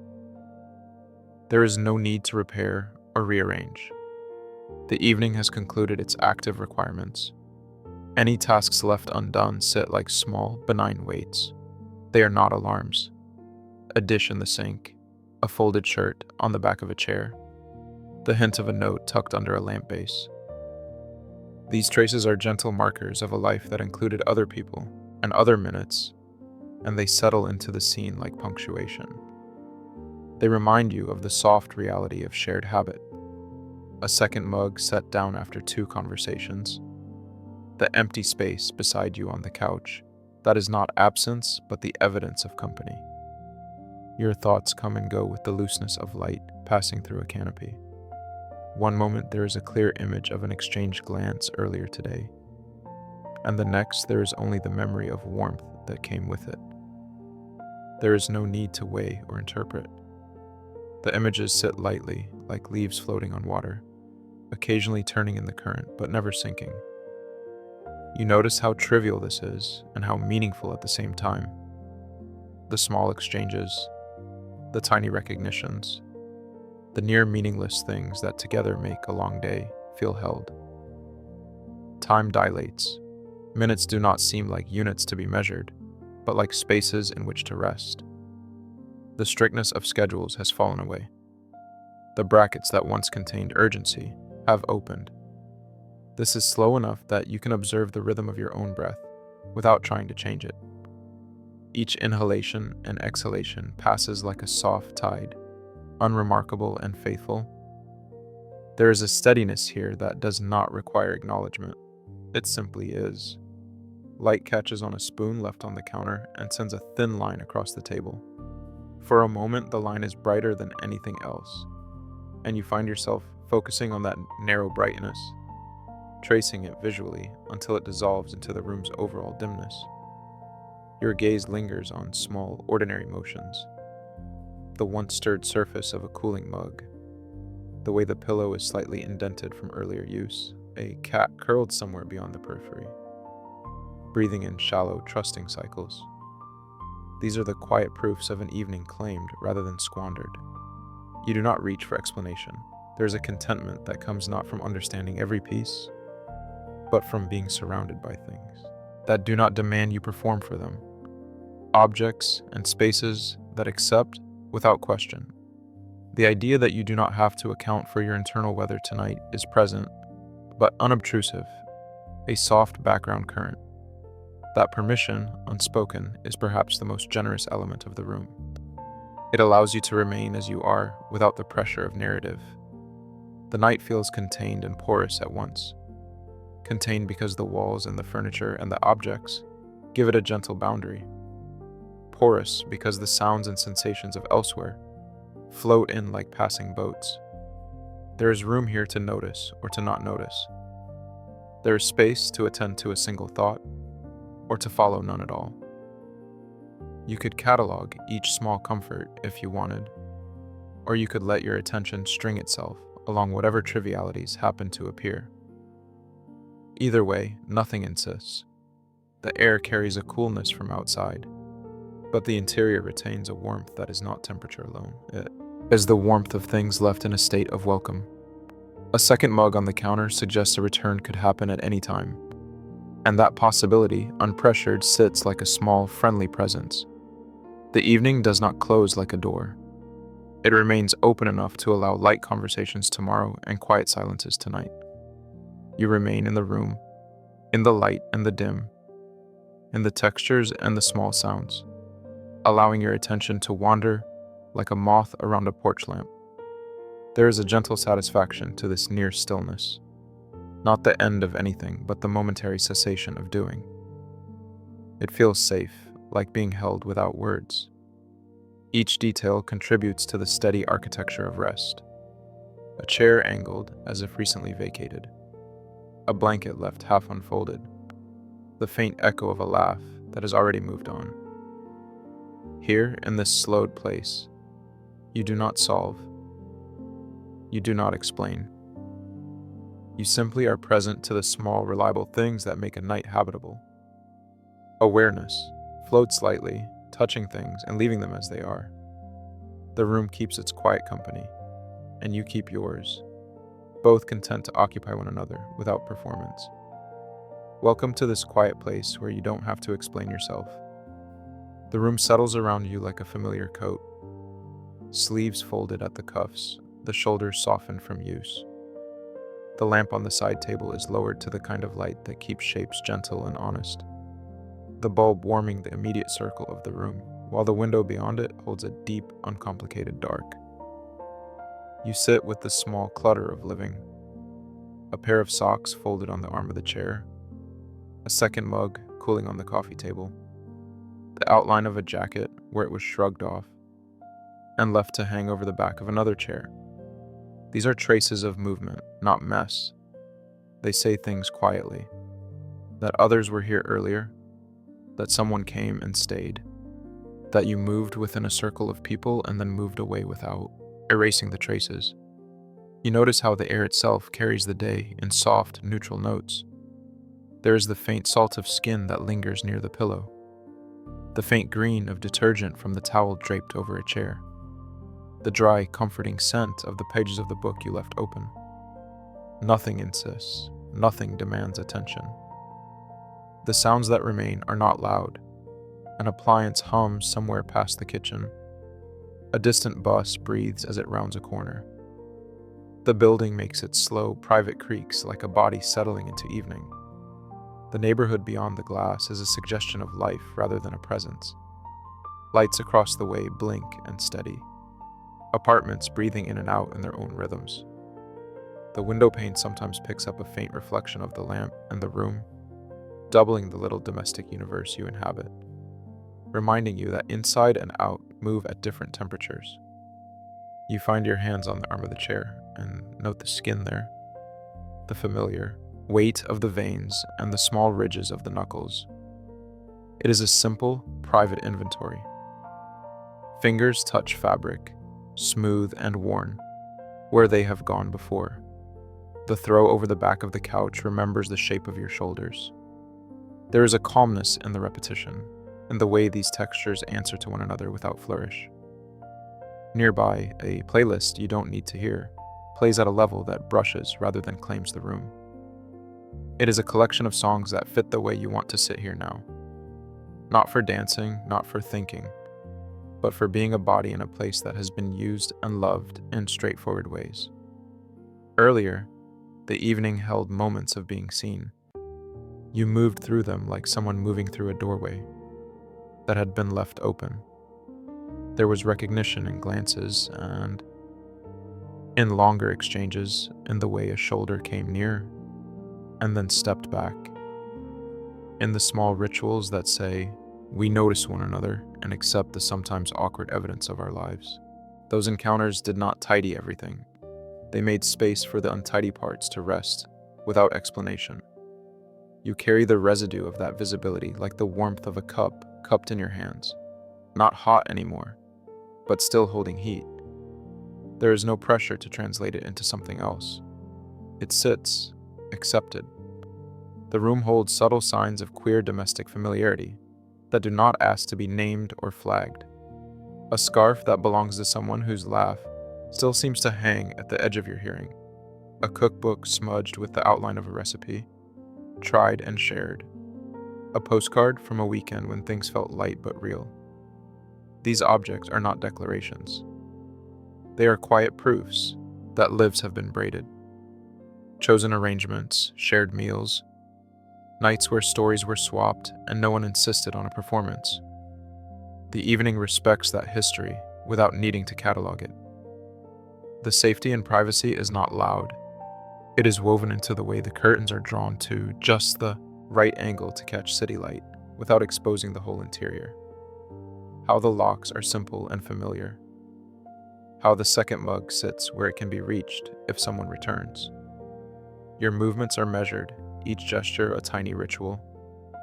You put the mug down with the same small care you would give to a resting thing. You pick up the book and allow the weight of it to settle in your lap, not to read so much as to feel the steady reassurance of printed words against your palms. The spine is broken in a certain way that makes it a companion. A folded corner marks a page you might come back to. Later, you might read the sentence you paused at and let it sit in your mind like a friendly animal, neither hunted nor caged. For now, just the presence of the book is enough. The suggestion that stories are nearby if you want them, patient and unhurried. There is a softness to the contours of the room, now that was not there in the daylight. Shadows fall in predictable ways. The lamp throws a round of light that edges the rug in a warm halo. The chair casts a long, familiar silhouette. The couplings of light and dark feel like agreed-upon companions rather than opposites. You notice the human traces in those shadows. The indent in the cushion where someone once leaned. The faint line on the mantel from where a photograph has shifted and been nudged back into place. These small things tell you that the space is used for living, for keeping the kind of secrets that are not secrets at all but shared knowledge in a chosen circle. Your mind moves with a kind of diffused attention. Thoughts drift in and out like moths around the lamp's glow. The texture of a conversation earlier, the image of someone's hands as they reach for a plate, the way laughter softened at the end of an evening. None of these demand resolution. They are allowed to hang, suspended in the low light, not needing to be completed or explained. The unfinished stretches of the night make room for you to be simply present with them, to let them exist in a state of not yet. There is a gentle contentment in not knowing the next move, in holding a space that does not insist on closure. Outside, the city breathes on its own schedule. The occasional car passes like a thought that touches the mind and moves on. At irregular intervals, a window across the way opens, and a voice, distant and unusable for conversation, carries a note of life being lived elsewhere. None of it interrupts you. Rather, it frames the quietness here, setting you in a larger network of bodies and motions. There is a small, communal comfort in knowing plenty of people are awake and softly engaged in their own evenings, each contained by their own lamps and their own second mugs. You allow your attention to fold inward without hard edges. Small aches and the soft tension of muscles ease under no particular pressure, just the kindness of being in a place that acknowledges you without questioning. You notice the rhythm of your own breathing as part of the room's ambient sound, neither emphasized nor commanded. There is a sense of continuity, that the person who entered this place earlier and was seen by others remains the same person now, held by the steady presence of your surroundings. The not resolved parts of the day do not feel urgent. They are familiar and therefore manageable in their quiet company. Time feels elastic. Minutes slide into one another in a leisurely way, unmarked by alarms or tasks. You might move to the window, lift the curtain a fraction to see the night a little more clearly, and then let go, satisfied with the brief intervention. Or you might simply stay where you are, the lamp creating a private geography of warmth around you. Everything is close enough to touch, accessible if needed, but free to remain where it is. The room tends to you in small acts, remaining steady, keeping the light low, making space for whatever thoughts come without demanding that they take shape. There is a generous, soft patience here. It makes room for the tenderness that comes from being seen, and for the edges that still need time. Rest does not present itself as an endpoint, but as an invitation to linger in the company of small, gentle things. The night continues to hold without concluding, its openness a kind of care that does not require names or explanations. You remain simply in the quiet architecture of this lived-in hour, cataloging nothing, letting everything be as it is. The world outside keeps its slow cadence, and inside, the room attends to you in its unhurried way, making space enough to remain whole, imperfect,